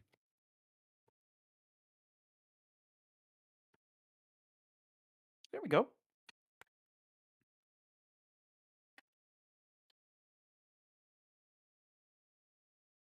Yeah. I've also been thinking of things for improving stream, Phil. Like I'm I keep saying I'll finally have time, but I finished off all of my client work and my taxes need to be done next. And then I think I actually have time for stuff. I should have a few other things done for the original subathon and whatnot mm, early next week. As I had to learn Blender to do some of the stuff to finish off the subathon, but it was worth it. I needed to do that anyway. Yeah, well, especially okay, you understand this. When you're a freelancer, like your taxes get more and more complicated the more you freelance. Um, especially American taxes. They get complicated because you're always trying to like you're always trying to like ooh, sorry about that burp. Like you're always trying to like adjust, and I have 2 manila envelopes full of receipts. Luckily this month or this year, I only have I think 5 W-2s only. Yeah, I only have 5 W-2s, but I still have like a baker's dozen 1099s, and then also just a lot of random cash ones that I have to report. So it's a bit tricky. But after we were talking about this earlier, I would not go back to like after I've been freelance this long, I couldn't imagine not being freelance anymore. I'm back. I've reached a good Hey, Ame appears. I'm gonna have to actually pate. go on ads on my stream in a moment here, by the way. Just letting you all know. Ooh, I should coordinate my ads with your ads. Yeah, so we're gonna be going on ads in a moment. I think your ad's already fired off. Oh, whoops. But I got into storytelling mode, and so I didn't want to like interrupt.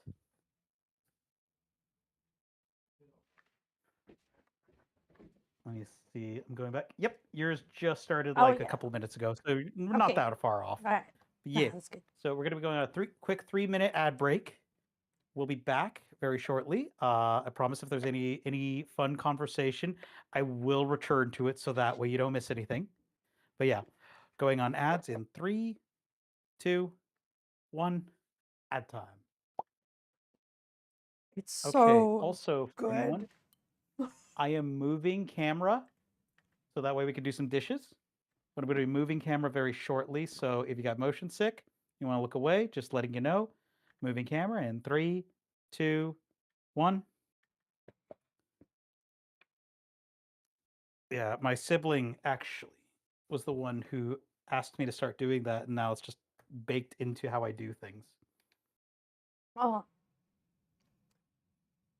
Sorry, I'm just having a moment with the pate.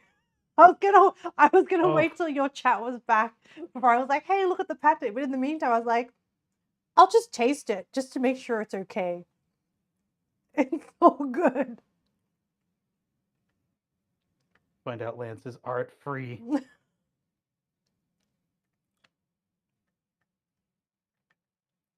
But yeah.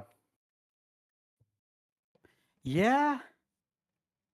No, there was 1 year I had, I think, over 20 employment forms I had to file in my taxes. Because, so here's one of the things about production.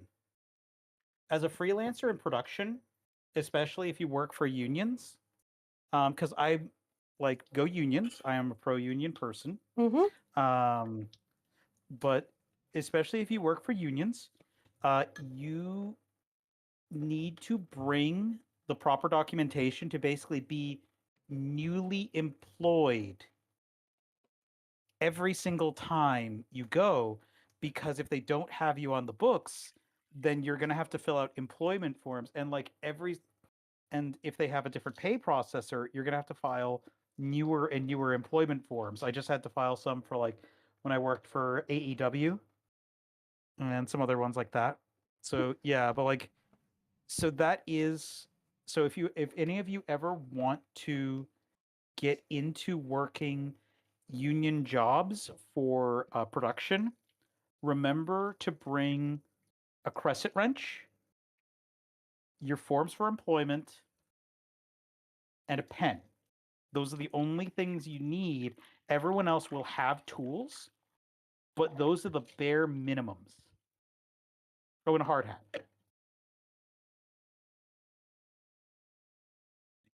I've trained a lot of stagehands, and I've been trained by a lot of stagehands.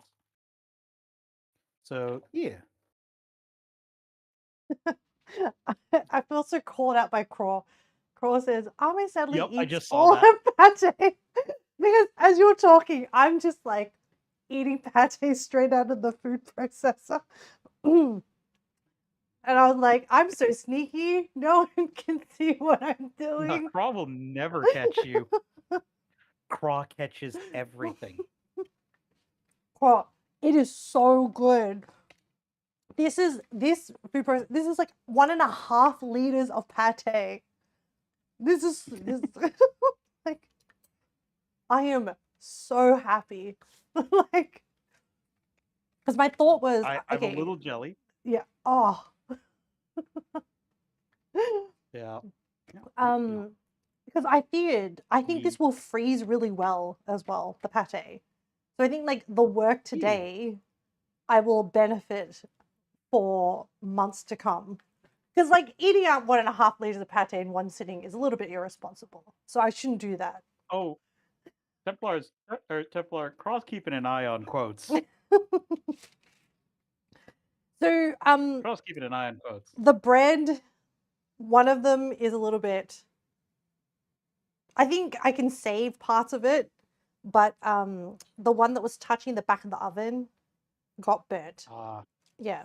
So that's okay, because there is actually 4 loaves of baguette. So actually, when Cole was like, that's an excellent problem to have, actually it worked out. Having too much baguette actually yeah. worked out, because now I have redundancy baguette.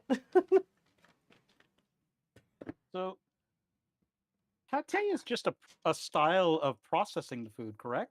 Well, pate is more specifically liver of is Okay. like, because you can have chicken liver pate with peppercorn.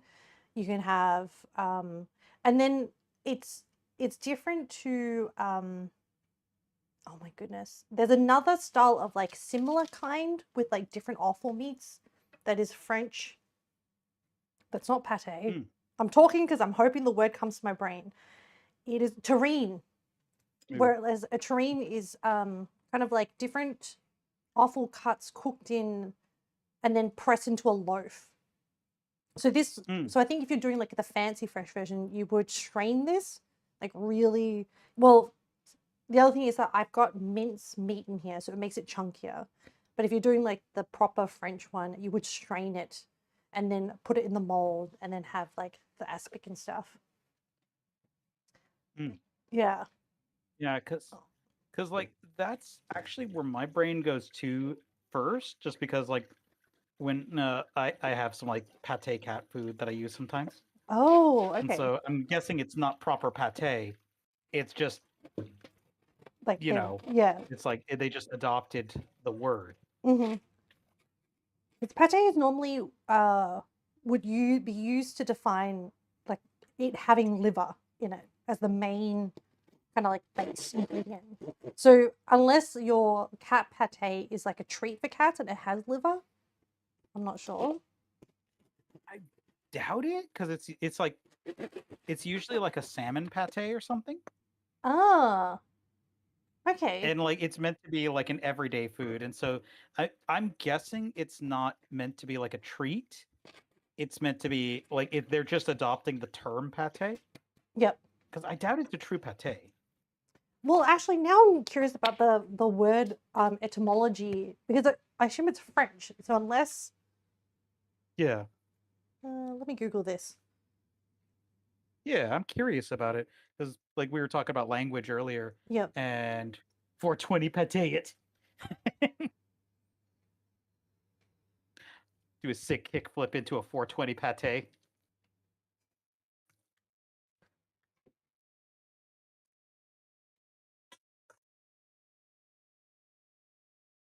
You know, the thing I actually have been appreciating about Bread Month is once again the time allotted for just washing the dishes while it's baking. Yeah.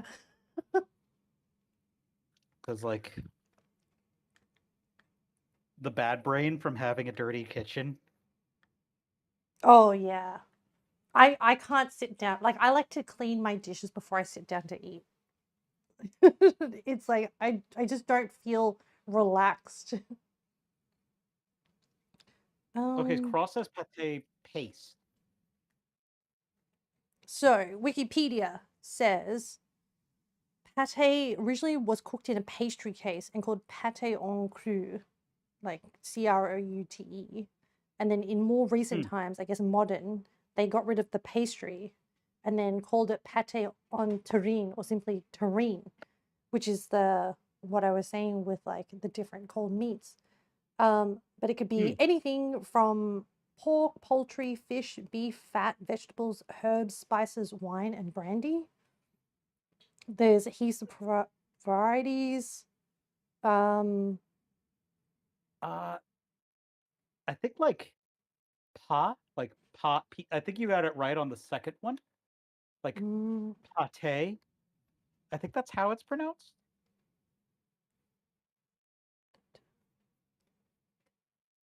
Like there's a lot of emphasis on the T. Shoot. pate. Pate or Mm. shoot is pronounced differently though. Okay. So it sounds like it doesn't need to be. It doesn't need to be just liver. Mm, Okay. Okay, so like then I guess they might have it right in the etymology for pet foods and whatnot, mhm. with the modern etymology at least.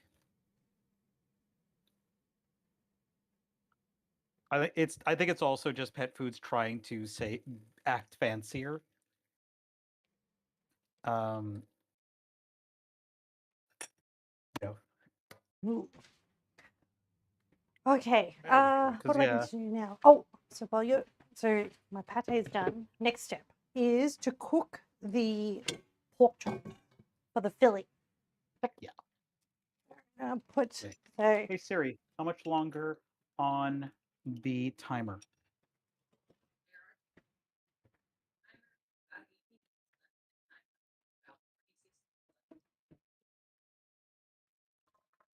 Okay,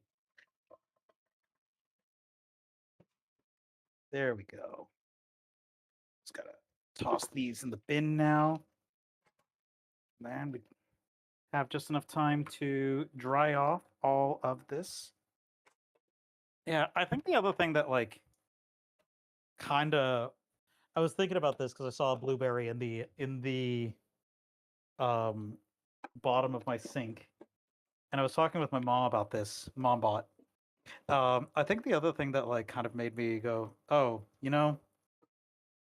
maybe maybe there was some credulity to my friends going, yeah, dude, you got that spicy brain. Was some was like I realized I when not doing long cooking streams and whatnot, mhm. I would eat like literally the same thing for an entire month and be fully satisfied. Oh, really? Yep. No, that's I don't I can't, I can't eat the same thing for like more than a few No, days. I've broken that habit, which is why it's like I'm not full. I like my sibling says probably AUDHD because it's probably a little mix of column A and a little mix of column B Mm. because I can get bored of a food as well, but also there can be modes of like, no, I'm gonna eat the same thing. Like I've been eating the same breakfast for like the last month and a half, I realized, and been fully satisfied. I'll change up my dinner and stuff, but like I don't Mm. know, I guess it might be like needing that one pattern thing. Hmm. Do you have that the spicy one where you don't like certain things touching on a plate, like different foods? As in, I would say if that was the case, it probably isn't just by virtue of growing up Chicano. Where the thing about Chicano cooking and Chicano food is it is inherently messy. what? I don't know what Chicano is. Please. Chicano is just like Hispanic. Ah, okay. So the thing about Chicano cooking and Chicano food is our food is inherently messy. Mm-hmm. Like it is inherently, you're just gonna get a plate of stuff. Mm-hmm. Like I am going to feed you a plate of stuff, and like, so like refried beans, all of those things are going to be an inherently messy set of foods, Mm-hmm. Yes. and especially when you think about like tacos y burritos, there's those are things that have Like kind of a sensory. messy nature to them. Yeah. So it probably just through either I didn't have that or just decades of acclimation. Mm-hmm. Just from I will say exposure, like eating with exposure wooden therapy. yeah, I will say eating with wooden spoons is the devil, and I will never do it. I would rather die. Oh, I will rather die than eat with a wooden spoon. there is a whole spoon community. I have come to realize. Um, I am very much like a I don't like I have yes, I have particular spoons for particular things. Also, I Mhm. hate it when what's it called? Like the tines of a fork are misaligned. Like it like Yep, I cannot. big mood. Okay. All right, I'm heating up my I don't fully mind mixing, but I eat my foods in order of how tasty. That might be because once again, it is a spectrum and oh, it is not always the case, but it can be a sign. yeah. But it's one of I those if you have a lot of them, probably. I'm yeah. not a doctor though. I'm just Yeah. a very enthusiastic person. So like if I talk about anything involving like working out or anything involving mental health, please trust a professional. Take a professional. Mm. Yeah. Like I will always advocate for a professional's opinion over mine. Because I am just an enthusiastic person. Hey, Gam. Well, see, Craw, I will use wooden spoons, but I will not eat with them. Because, like, for me, it's the idea of biting into a wooden spoon is I'm literally getting goosebumps just thinking about it. I hate it. I don't know why. It just bothers me so much. So Yeah, I'm Gam, we'll get the boy in a moment. frying up the pork, which I've marinated. It's pork neck, which I marinated yesterday. And I've got So lemongrass, good. garlic, shallots, oyster sauce, chili sauce, fish sauce, soy sauce, MSG. And this one was a weird one, sweetened condensed milk, because apparently the sweetened condensed milk locks in the moisture. I thought I would try it Hmm. out. So yeah, it needed like the longer the marinade the better, so that's why I did it yesterday ahead of time. Hmm. Yeah.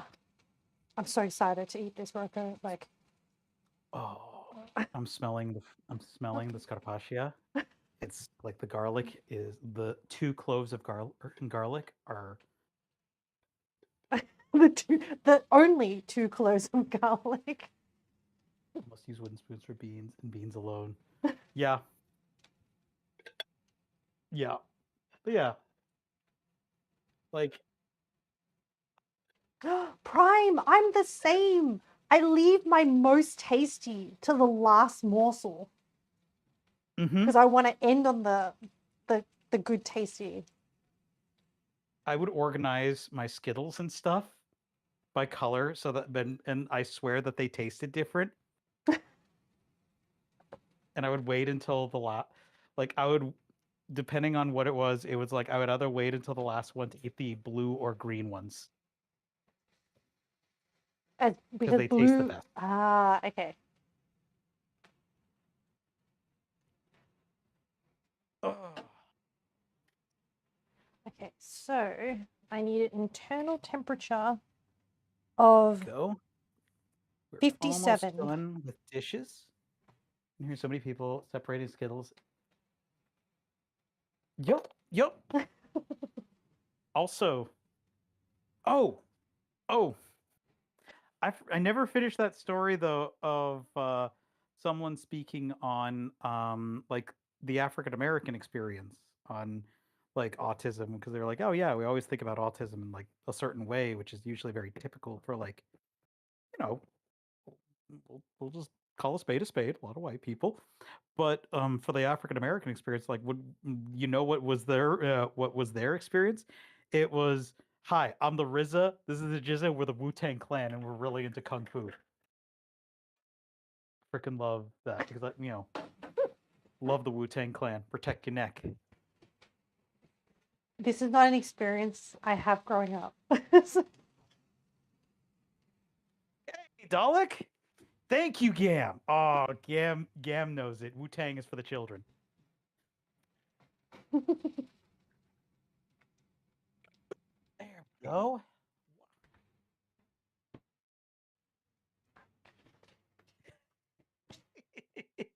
Hey, Dalek. We are currently just finishing off our dishes. We chopped up some fresh basil. Hey, Siri, how much longer on the timer?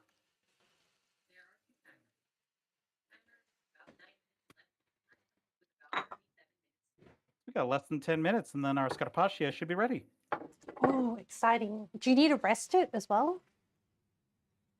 It'll need a rest for 5 minutes. It's a Okay. very thin Mm-hmm. bread, so if as long as I put it on a wire rack, it should dry it should cool very quickly, like 5 minutes. I don't know if I missed it. Did you add flour to it?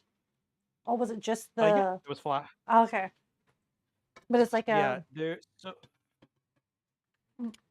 right, gonna be moving camera in a moment. Moving camera in 3, 2, 1. And then once we do that, I gotta wash my hands, and we're gonna get Khan time again. It's Khan's final treat of the night.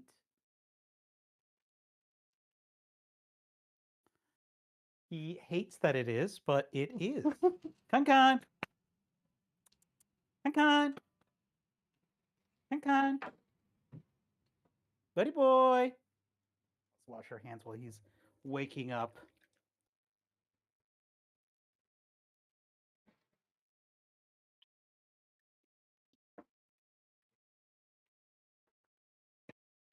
I mean... Oh, yeah, Dalek, how you doing, friend?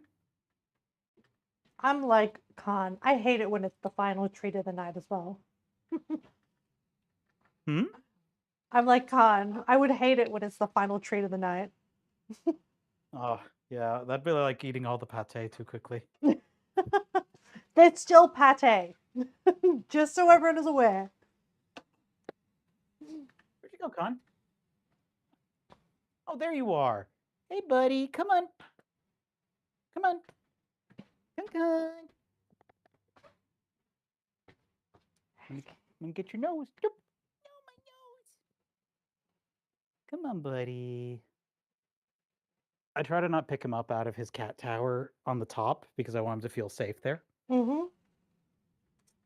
So I had to trick him to come down. Oh, ho, ho, ho, ho. Here we go. Oh, here's the boy. Look at that face. Oh, so precious. No one feeds me.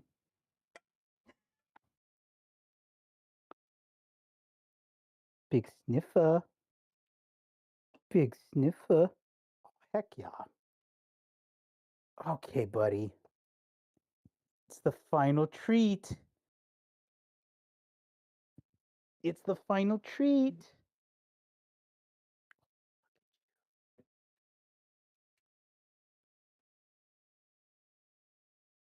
Here comes the beans. Ah, there they are. We love beans. So many beans on camera. Perfect beans. I'm gonna play with The the beans. squishable. No, don't play with them. I got the beans. My beans. My beans. Oh, it's having trouble focusing. Because of the bean time. The camera is self-censoring the beans. 3 beans. Oh, he stuck. Oh, sorry. He stuck his paw out and whacked the camera. Kind of like revenge. Con, you're putting your own beans in the shot.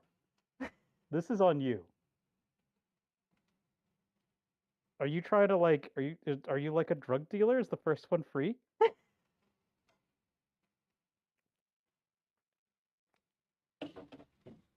Is this how you Khan supply your only beans? is a clever business cat. Oh, is this how you get people to your only beans? Is that it? Your only beans?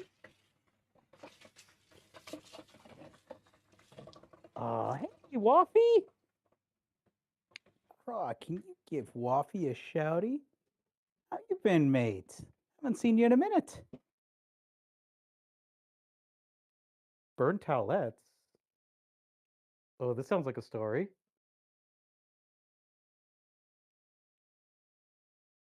Oh, No what burnt knowledge? towelettes yet. No, nothing has got. We have burnt baguette, but Oh, what like, burnt towelettes? This sounds like a story. So I think at this point the tea towel set on fire count is at 2 for streams. I'm trying not to make it a thing, but the first one was, what was the first one? The first one was I was steaming something. Thank you for following, Gamfish. I was steaming something and the one of the ends of the tea towel was hanging too long and it caught on fire. So that was the first one. The second one was,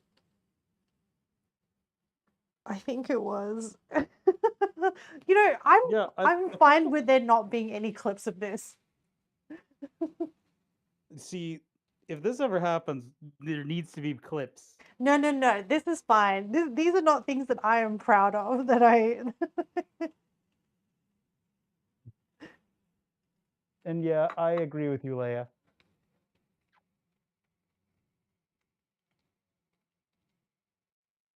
We're giving Con smooches. What? Oh, I shouldn't read that out, huh? Just in case. Yeah, exactly.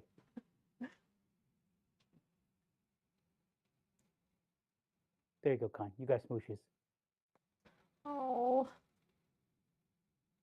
that is so precious. You got more smooches. I did not want all those smooches. Khan is a diva. Yeah, for anyone in Ame stream, Khan is my old man cat. He's about, you're what, gonna be 14 soon? Yeah.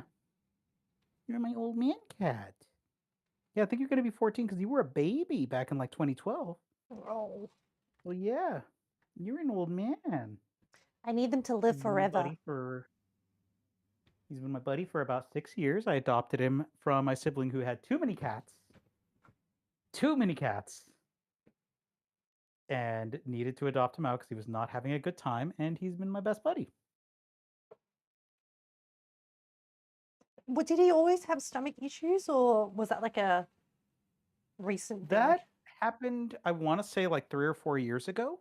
Oh, okay. He actually went to the vet, and we had to like, it's man, this is a lore stream.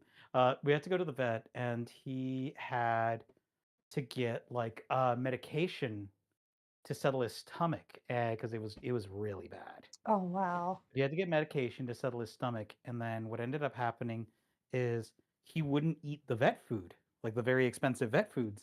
Oh. And so like I was like panicking because I was like, he's not eating at all. And then finally I'm like, well, whatever. I guess I'll just try like throw some of the cheap food that I had in a bowl and see if he'll go for it. And he went for it. And so I'm just like, all right, well, he just has a really limited diet. Okay. So he can only eat fish, like only fish-based foods. Oh, okay. Those ones I know are safe for him.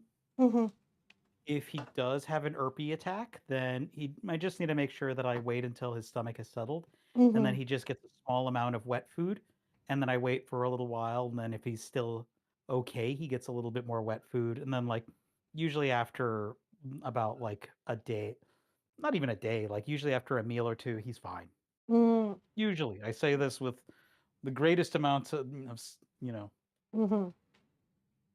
So it's just it's just been a process of elimination and trying things out, trial and error. Yep, That's like when Mm. I became allergic to peanuts. Because fun You fact, became allergic to fun, peanuts. fun, horrifying fact about your human body, which is made of ever-changing meat, you can develop new allergies randomly. Oh my gosh. Like, so I was getting, luckily it's not, you know, committing Sudoku via peanuts. Oh, hey Siri, stop. But it is to the point of I was getting huge migraines. Oh my gosh. Oh my glorp. 1 second. Oh, Gam. Oh no, your dog became allergic to chicken. That is so rough. Moving moving camera in 3, 2, Oh, Lord, 1. yeah. Because I need y'all to see this. Oh my Molo Craw, I okay. am absolutely milking the law today. But yeah, I developed an allergy to peanuts in my 30s. Oh, wow. I Okay. had grown up eating pad thai, peanut butter, everything. No, so that Now, means that like I could develop allergies later in life as well. I thought I was yep. gonna have a really good time. Nope, your human body, which is made of ever-changing meat, can suddenly just decide to change. Just want to be But like, take a look at buddy, this. we need to have a chat. Oh my goodness, the color of Look that at looks really good. right? Yeah. I'm gonna be sliding this onto the onto some a cooling rack. Where did I set it? Okay, let me check the temperature of this one. It is craw. It is. This is gorgeous. Where did I put my cooling rack? Did I put it in the bottom of the oven? Old people heartburn is real. What do you mean I can't enjoy pizza anymore? Gam. So real. Oh, I've actually never had heartburn. Okay, so you got the peanut allergy debuff, but you managed to dodge the heartburn debuff. Yes, because I got the drooling debuff What's the drooling debuff? Is that like a only when sleeping or all the time thing? all the time. Oh I have no. hypersalivation. So I got made fun of when I was younger because I had drooly mouth. So I had to learn to Oh. constantly swallow my own spit. And apparently, your own spit is a really good antacid. And so, like, when people are like, Oh. "Oh, I have heartburn," I'm like, I literally don't know what that is like. Think mine comes on with Indian food, so like the spices. Love And Indian food. I could eat Indian food every oh, I day. love Indian food. But yeah, I just have to be careful with that. And Mhm. sometimes Sichuan food, but it's like a sometimes thing, not always a it will always Yeah, happen thing. yeah. I got the all the roulette debuffs. So like I have the lactose intolerance roulette debuff. Like it doesn't always happen, but sometimes. Mm. So so I just learnt to drink black coffee, uh, just to Yeah, cover I've all heard that too, situations. Prime. I've heard that too, Prime. Like yeah, it like Pregnancy pregnancy can re-rolls change your your body stats. so much. I mean, it makes a weird amount of sense. You are literally like creating a whole human. Oh yeah, and there's so many hormones going through your body during that time Mhm. period. Okay. All right, all the meat is cooked. Oh my So, gosh. so you're saying debuffs? Do you actually play any RPGs, or did you play D&D or anything? So I really want to, but I don't. So I did do, like I was introduced to Pathfinder. Like I did a very small campaign, and I was also Mhm. introduced to Call of Cthulhu, a very small campaign, and then I Oh heck yeah! was playing a campaign with a friend, but then the friends had children, so Yep. So that's Yep. currently on hold. The- So I am in the market for friends, as in general, but also the market for D&D friends. well, just we're friends. just putting it out into the universe. I'm not saying I'm just saying I'm up for adoption. I haven't run a tabletop in a while. I'm making plans down the road, but Ooh. that's still, I want to make sure I finish up other things first. No, no, no. It's no pressure on anyone. Sometimes I just need to like broadcast the universe, and then maybe stars will align. I believe in a lot in like if it's meant to be, Aw. if things are meant to be, they're meant to be. In the meantime, I have like heaps of hobbies. Um, Oh, yeah. and for a while, I used to play a lot of board games. I own a lot of board games. I've stopped being active in keeping up with board games, but I'd love to one day do like a collab stream where we play board games like online. That would be so much fun. Oh, hell yeah. Like, Um, what board games have you played? um, so the last one that I was into was Terraforming Mars, but I have Oh, oh, I love that. I love it so much. And then like I have a mix of games. Oh, I don't know if anyone's ever heard of like Lords of Vegas. One of my favorites. I've heard of it. Hmm I was just looking at some of my board games right now. Yeah, tabletop games would be fun, right? Yeah, would be fun. Yeah. I just love the like everything slows down. I just had like so many good memories of crazy nights. Like there was one where we played Game of Thrones. I will never do that again because that is a really long game. Oh, That went yeah, until yeah, like 3 a.m. and I was like, I can't. I'm an old lady now. I can't do that anymore. yeah. That's like Call of Cthulhu, or not Call of, Arkham Horror. Oh yeah, Arkham Horror is a very involved tabletop game. yeah. That one is fun, but yeah, it is a very involved one. And then, I think okay, there was like I, a I'm Cthulhu one that was like how there was the what are they called, Legacy or something. You know how Pandemic went into, there was like a craze where I think board I know. games got Yeah, remade into like as you played them with the into same the next game. people. Yeah, the games Yeah, would evolve and you would open up extra things and stuff. yeah. I think I know which one you're talking about. Because I used to go to a lot of board game nights. Hmm The only board game like I won't ever play again is Settlers of Catan, and that's just because I had a really bad experience. Me too. I hate Settlers. Okay, because What's that? I hate Settlers of Sorry, Catan. I dislike Settlers of Catan with a passion Oh my because gosh. Because I I most people use that as their entry game, but I hate it Mhm, so much. mhm. I my dislike of Settlers of Catan stems from there used to be these board games night at this restaurant called like Crepeville or Crepe Town or something. And they do board game nights every week. And so I went with some friends at the time. mm, At the time. And there was this one guy named Bruce. And so I would play games with Bruce, and Bruce. And so Bruce, being the shitster that he was, would get Bruce and Bruce to just cause problems on purpose. Like, oh, Roco over here is really good at board games. I'm okay at board games. I'm there for a good time, not to win, really.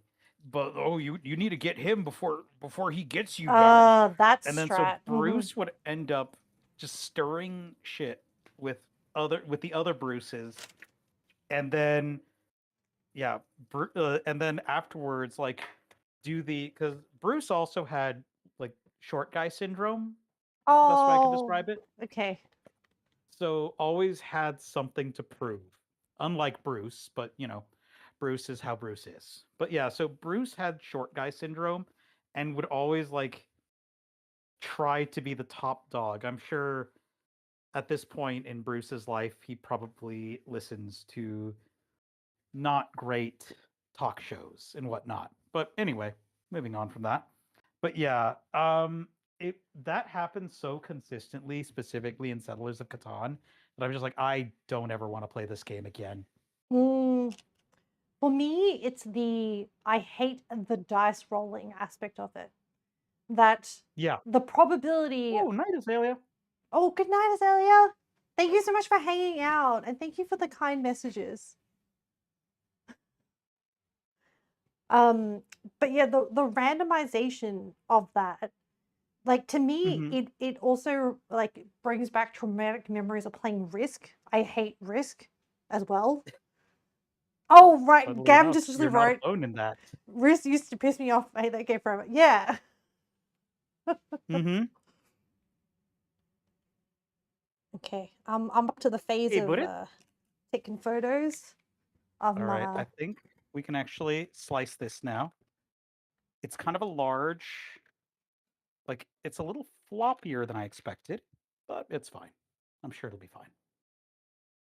Hello, Boutique. It might be because I only used 2 cloves of garlic, and so the overall integrity is slightly different, but we are okay with our decisions. Oh, you made great decisions, Roco. Mhm. All the right decisions. So but the crust on my baguette is pretty good. The bottom is cooked nicely, so everything's cooled down. Mm. I'm gonna cut like a Oh, thanks, Azalea. Yeah, crust section. big love to you. You take care. You get some good sleep. Ooh. Okay. I think inspecting it, I think everything is cooked, which is great. This is more of a rustic baguette than a fancy French one. I've got some nice air I know about holes. it. I needed to use it. I used 2 cloves. I needed to use 2 cloves. Okay. There we go. Perfect fit. Look at that. Okay. And now to complete this, we're going to go ahead and sprinkle on some fresh basil. Ooh. That's good. Okay. Some extra color. There we go.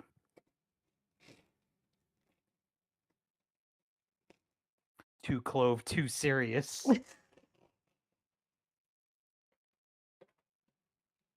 Oh. Oh, it smells so good. Oh, let me just get my nose I in there. know. Here. Cat, put your nose in that bread and give it a good old whiff. Actually, can you see it's too exposed? But the crumb is so nice. Oh, this looks great. Better get some pictures of this before I slice into it. Okay.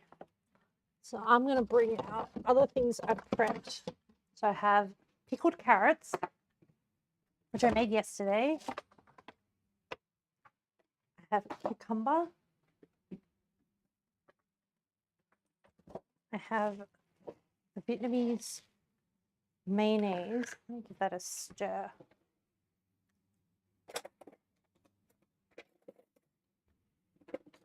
Okay.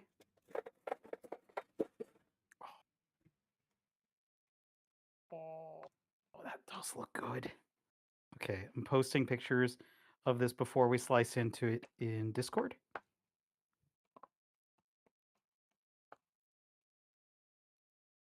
Okay. M sent me cursed words. I need to check that out.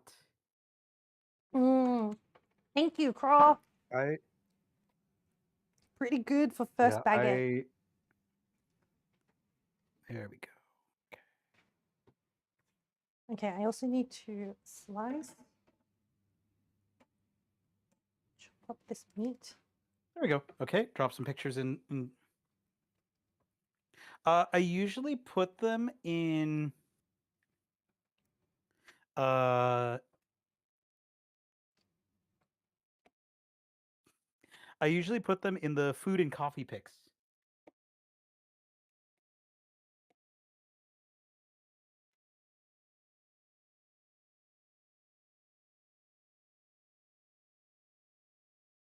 Go. You're not seeing it, Leia? Because that's where I've been putting it for the last while.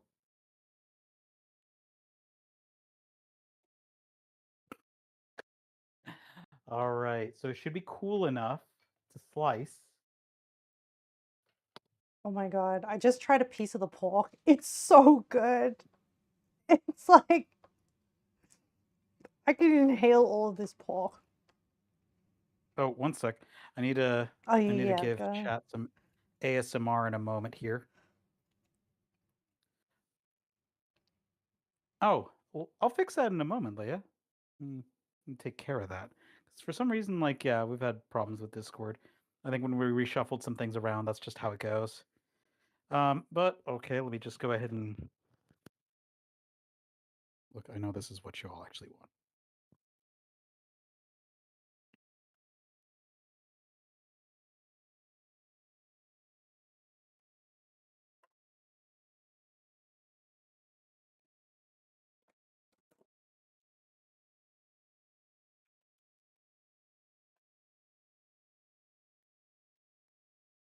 Oh, and coriander. That's why Vietnamese food is so labor intensive.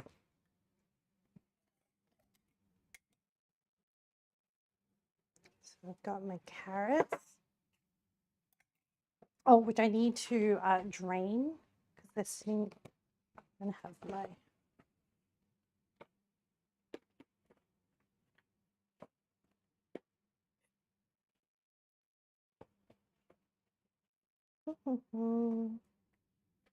Okay, coriander, check.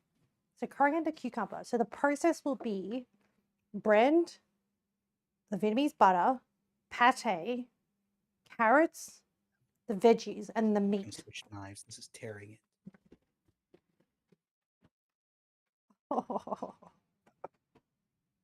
Okay, There we go. Now we're using the suntoku. okay.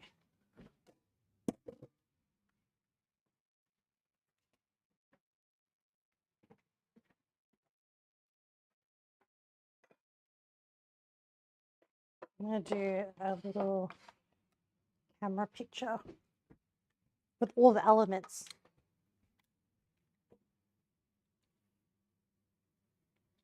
Yep, it's a magnetic microphone. So we always make sure that y'all are able to hear the crunch whenever we're slicing into anything. So I discovered that randomly, and I saw someone doing something very similar, and I was like, I need to do that. And so I use the microphone when I stick the microphone to the knife whenever we're cutting our bread. So y'all get a little bit of bread ASMR. Oh, bringing in chat into the world of the of the cooking. Here you go, though. Look at this. This is actually a really easy one to make, too. Oh, that was really good. Okay, let me get a picture of one of these close up so that way. All right, I'm starting the construction process.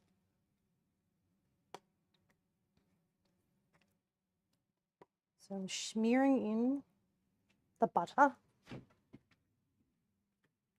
Oh man. Can you display my... Go. Now let's go ahead and post those. Hmm.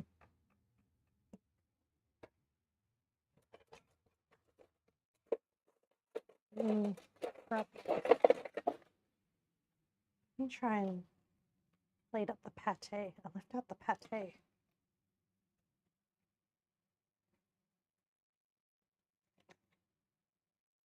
Okay, there we go. All right, now to see how this tastes.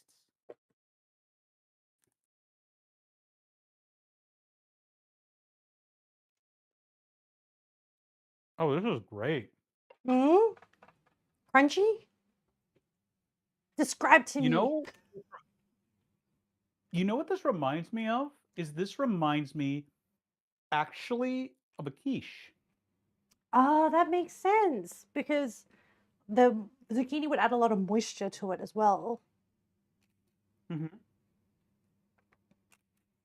Because the two eggs are the primary binding agent of the whole thing. Hmm.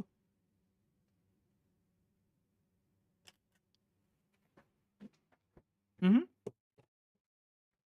Oh, that actually would be good. Is throwing a dash of lemon over the top of it. I think that would give it a complete flavor. Ooh. But yeah, scarpaccia is similar to like it's another type of like flatbread, but as opposed to like it's infused with a lot of zucchini. It has cheese on the top. Hey, chef! We just finished making a scarpaccia. How you doing, mate? This is an Italian bread, yes. Because this is our second bread for our Italian week. Because we started with focaccia, now we did scarpaccia. So I've got the butter and the pate in my banh mi. Actually, so with the Oh, French, that looks so good. yeah. And That looks then so good. I'm gonna add. Okay, so I'm gonna do the veggies. So we put cucumber, coriander. Yeah. This, this is a scarpaccia. This is um so we took some zucchini and sweet onion, Um, sliced them very thin, and then we threw them with some salt in a colander and let some of the moisture of them drain out. Then we mixed together some oregano. It was oregano, paprika, flour, and cornmeal with some oil. It was oil, water, eggs, and basil. And then we threw the vegetables in after it. Oh, Ame. mm, I'll let Ame talk about what she's oh, making. I'm making a Vietnamese banh mi, but with a different with a baguette instead of a proper Vietnamese bread. I'm actually going to expand your camera so people can get a better look at it Oh on my yes. stream. So I've got now. I've done the next layer. So I've got the Vietnamese butter, which I made, which is actually Oh, mayonnaise that looks so good. that I made yesterday in prep. So it's eggs and oil, but I infuse the oil with shallots and garlic, and then use that oil to make this Oh, hell. butter thing. And then I've got a layer of pate. I've got cucumber, coriander. I've just squeezed out some of the pickled juice from the carrots because I shredded carrots yesterday and made like the Vietnamese pickle. And now I add the pork that we just, so this is the lemongrass pork that I marinated Hmm? yesterday. Oh, Yep, and if, ma'am. It is a banh mi. yeah, it is a banh mi. It's a scuffed banh Hmm. mi. And Roco, the best thing is because I'm making my own banh mi. I can put as much pate as I want into it. I can, Are you sure there's any pate left? I have 1.5 liters of pate. There's, I mean, Um, there is probably a lot less than there was when I just processed it, but you know, you know, it's like when you're I just shredding I had cheese. to make sure that it was can still tasty. Hmm. It's like when something asks for a cup of cheese, you're like, all right, well, I better shred 2 cups of cheese because that cup of cheese might not make it in. Okay, that's what it looks like, chat. Ta-da! But A little we had a Vietnamese restaurant that I used to frequent back in my college years. Ooh, what was your favorite dish? Oh, that sounds good. Oh, you've seen them make Hmm. focaccia with 4 ingredients, including bone marrow. Oh, that's so good. I love bone broth. It's such a good ingredient. Like one of my top ingredients. So much like condensed flavor in it. Hmm. Okay, I'm just doing some Yeah. shots for the camera. I'm so behind with editing and posting, but well, at least the Same. photo's taken. Oh, good. Oh, man. Okay, Oh, since it looks like we're coming to a close, do you have a raid target in mind? I haven't looked. Like I'm gonna take a bite of my sandwich now, my banh mi. Oh yeah, I've been eating. I know, I'm like, I want to join chat. All right, chat, open your mouth wide, take a bite. Banh mi is still a banh mi, Yeah. Mm. even if it's scuffed. Thank you, Mm. Crawl. Oh my god.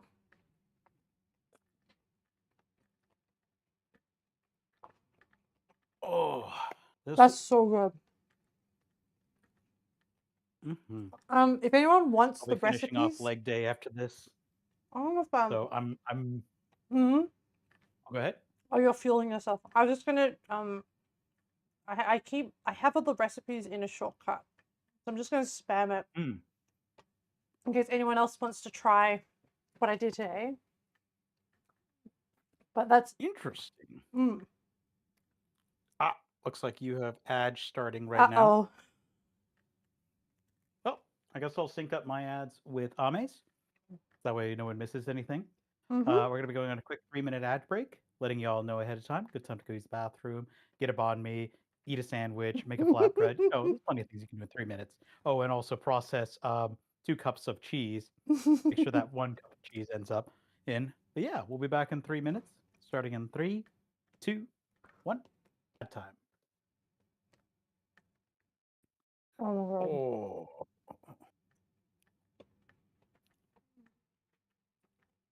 I need to do that as well. I need to like start putting recipes in mine.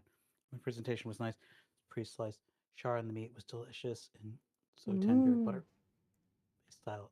Oh That heck sounds so yes. good, chef. Oh, the clam linguine. Ugh. Oh. Um, Okay. So mm. oh, go ahead. Oh no.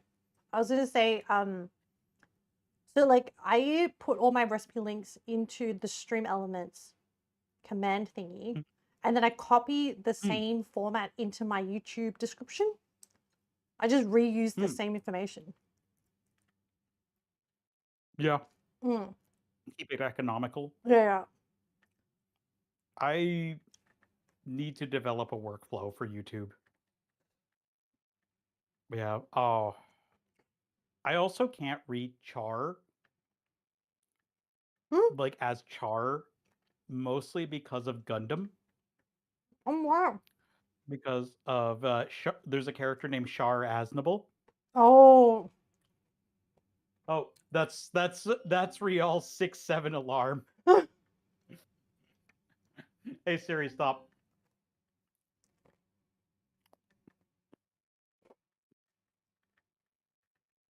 Mm. You know, Oh the my god, this is good. that best thing of having your own pate is that I can just smear an extra dollop of pate Mm-hmm. onto the next bite. Mm-hmm. Oh, wow. Mm. Eee. Oh, this is such like this is yeah, Craw, I've already eaten over a quarter of this. We're on ad, so I'm not sure Craw is hearing me, but I've already eaten over a quarter of this. But I'm finishing off leg day after this, so I feel justified in my eating. Mm-hmm. I need to get my protein. Mm. That's a good point. I should go for a walk after this. I did do Pilates this morning, but Yeah, I will work out at any time of the night. I've done like 2 a.m. like workout sessions, whoa. but I'm a night owl, so it makes sense. Mm. I'm glad you found an exercise that you really enjoy, because I feel like that's the thing people don't tell you when you're younger, is that you just have to find the exercise that you like, that you can And consistently do. And it doesn't have to be what everyone else is doing. exactly. Mm. That's the thing about like fitness and exercise is that Thank you, Tess, for the hydrate. you need to Mm. you need to find the activities you enjoy. That's a Mhm. bit like the thing about fitness and exercise is finding the activities that you enjoy Mhm. more than like saying like, oh, well, you have to weight train. No, if you hate weight training, don't weight train. Mm. Like, do some dance, do some like walking, do some swimming, do something else you enjoy. And then maybe later on down the road, like be like, I could go for strengthening this. I'll give weight training another go. Mm. And like, just change it up. Mhm. It's really just about being active. But nope. Yeah, but like I really enjoy being active. Mhm. Yeah. I also do love, I feel justified, like, because I worked with a trainer probably like Mhm. 5 or 6 years ago that really got me into weight training. And I'm really glad I did. Unfortunately, my weight trainer retired and stuff, Mhm. Ah. but I really recommend people who want to do it to start out with a trainer because learning proper form, like not only Mhm. it sets you up for success, essentially. It reduces injury, but it really sets you up for success and gives you the knowledge base of like, progressive load and there's all this like really Mhm. fun knowledge where you can really get the endorphins going. And and that's the other thing too is understanding form because I had a trainer for a while who helped me with my form. Mm. And I knew enough afterwards to be able to spot good and bad form. Mm-hmm. It's like I am not like I'm never going to be like a professional in any regard regarding like any kind of martial art or whatever. But I did enough boxing and other like random martial arts that like I can at least spot when it's not right. Like when I'm working a show or something, like, Mm-hmm. oh well that guy was doing really good, but his footwork was bad. Or that Mm, guy has a interesting. good bob and weave. And you start like understanding like how to spot who has their fundamentals down and who Mm-hmm. doesn't. Actually, Because I wanted to do boxing, but the classes that I did, it wasn't really geared towards women. So mm, so I'm waiting for like a good women's boxing sort of like gym to open up. mhm. But I'm and, so impressed by because and, boxing is like so much cardio, so much just oh yeah, endurance. and the person who taught me the most Mm. about fixing my stance and form was a woman. Mm. Like she was about 60 pounds lighter than me, and every time it was a full out spar, ruined me. I was absolutely destroyed. So she was like one of the best fighters I've ever met. Hmm. And it like because and that's one of the reasons why like it's like no, if somebody says that they do a martial art and they one are not like doing it with any kind of swagger or anything, and they're like, oh yeah, I practice this. Hmm. Like Hmm. believe them, especially if they're women, because a lot of them have to work twice as hard. Hmm. But yeah, no, she actually destroyed me, and so that Mm. was like she was one of the reasons why like my guard was so tight was Mm. because she could spot any weakness and take me apart instantly. Hmm. So at this point, you've done gym, boxing. Did you do any other sports? I did a little bit of Wing Chun. I Mm. had friends who taught me some Greco-Roman, but I was never any good at it. Hmm. I'd really like to actually, if I was gonna get back into martial arts, I would love to learn judo. Mm. I love how judo looks.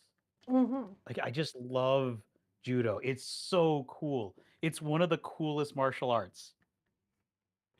I actually want to get into Like, like Tai Chi. oh, Tai Chi, like Tai Chi Chuan. But like not just the Tai Chi of old people doing it in the park, but like the Tai Chi, because I feel like it looks like it's so meditative. Like, Hmm. and when you speed up Tai Chi, it is its own full martial arts Hmm. discipline as well. Well, like Jet Li, I believe, did Tai Chi Chuan. Mm. Mm, and like he's still one of the best martial artists in the world. Mm. I just, unfortunately Um, though, the way my brain works is that if it's if the classes are not within like a 15-minute drive, I won't be mhm, consistent. So yes. I'm kind of a little bit stuck with that. That I have to wait for things to kind of open M- up around me. the best piece of advice I ever heard, and this wasn't just for martial arts gyms, but just gyms in general, Mm-hmm. is there was this one speaker who had a really great, because like people would ask him like what dojo should I go to, what martial art should I practice, what he's like, look, I'm gonna break it down for you really simply. I'm gonna ask you one question, and if you answer no to this question, I'm gonna ask you three questions. And the first question is, are you doing this to compete? Is this how you earn your living? Is this how you earn your food? If that's a yes, you go to the gym that delivers winners because you want to win. You Mm-hmm. want to be able to eat. If that's a no, then there's three questions. And the first one is it in your budget? Mm-hmm. Is it close to your home or work? Do you like the people there? And if you answer Mm-hmm. no to one of those, then don't do it because you will inevitably find your your brain is really good at maintaining patterns, Mm-hmm. and sometimes those patterns are to your detriment. Mm-hmm. And one of those patterns is like, well, why am I doing this? I don't enjoy this on some level. And that little thought will start creeping bigger, and you'll find another excuse to not go. And so, Mm-hmm. yeah, if you answer yes to those three questions, or even I don't know, we'll see, Mm-hmm. then you're going to be more consistent. Mm-hmm. Hey, Kat, how you doing, buddy? Hello, Playing Kat. Taekwondo. And Chef Andre, thank you so much for the follow. I appreciate it. Um, Yeah, so that's the you will experience. not regret following on me. Stop it. Stop it, Roco. Never, never. But yeah, that's the experience I had with the boxing thing. Is that the people were lovely, but the setup wasn't. It wasn't Yeah, starting. something was It off. was. It was starting at the level that is the baseline for men, but it wasn't starting at the Yes. base level that I needed. Which is like I know what my Yeah. strengths and weaknesses are. I'm very strong in my legs, but I'm very weak in my upper body, and it just wasn't. You'd actually. Hmm? Yeah, you do very good at boxing. Legs is more Mm-hmm. important, always. Mm. But my endurance was bad. I definitely needed to build up endurance. But Yeah. then Yeah. it just didn't really like hit. Like Didn't click. yeah, it didn't click. I still want to retry it at some point in my life. So hopefully that will happen. And But yeah, it could have been the wrong part of your life. yeah, that's the other thing. Hmm. Yeah, Cyborg, because you've been living a sometimes, day at a time. Hang in there. yeah, That's all you yeah, can do. Mm. really, truly, it is. Really, truly, it is, Kat. But yeah, I feel that, Leia. That's the only reason I haven't like participated in judo or anything. Is like I'd have to save money at the time because it is what it is right now. Mm. Yeah. But eventually. Hmm. But yeah, Um. so Okay, I think I'm ready to pack up some of the stuff. If yeah. you are happy to find a raid target, I need to cat proof my things. Oh yeah. She Khan is. luckily is not a he does not yomp onto the counters. I've Oh, broken him of that habit. no! How did you break him of that habit? I cannot. Uh, I. I don't know. Okay. I think just gently nudging him to not jump on there, like picking him up gently. Mm-hmm.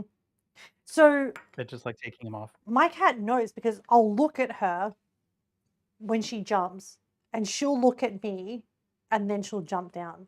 Like she's always testing boundaries. Hmm. Let's see. It looks like Jane Henry is currently in the kitchen. Hmm. So, yeah, looks like making organ food. So making Thai style gizzard curry. Oh, okay. Let me... Oh, Christopher already caught it. Yep, has already written a raid message for us. Yay! Okay, I will. Let me put this stuff away and then I'll go initiate as well. My cat loves bread. She will absolutely try to eat these baguettes. So I need to actually like hide them. Han will just lick the tops of food and make a mess. He is a food thief, so like he doesn't care what I've been eating. He'll just try to take it. He just wants to be included. He does. He really does. Like when I'm like sitting down to play video games, he comes close by and he just lays his head on me. But if I Oh, pet him, he'll be mad. He just wants to be included. yeah. He's just like, how dare you do things without me around? What do you mean you have a life? I am your life. Yep. But like, yeah, but he's so needy. He actually will come and greet me when I get home from any kind of like Oh. gig or errand or anything like that. Like I hear him at the door, and then he just needs to see me for a little bit, and then he's fine. Okay. Oh, I'm going to the All right. PC. I'm getting ready to set off the raid. Okay. Who am I raiding? Jane underscore Henry. He makes a lot of soul food. She's a Ooh. like just a pleasant being, and is part of Kitchen Gladiators, I believe. Ooh. But yes, we're gonna go raid Jane Henry, I am another happy to. kitchen creator. So hope y'all So are here for a good time. excellent. I'll Mm, set that up. Thank you so much, Roco, for inviting me to do oh, this. It has been so much fun, incredibly fun. I really yeah, appreciate it. thank you for hanging out, Ame. Like I have been needing to do more social stuff on streams and like hang out. I'm bad at it sometimes. So, but I'm like, all right, I'm gonna hit up people and I want to actually like collaborate on cooking more. I want to do more. So, yeah. Oh, thank you for agreeing to like hang out. You are so welcome.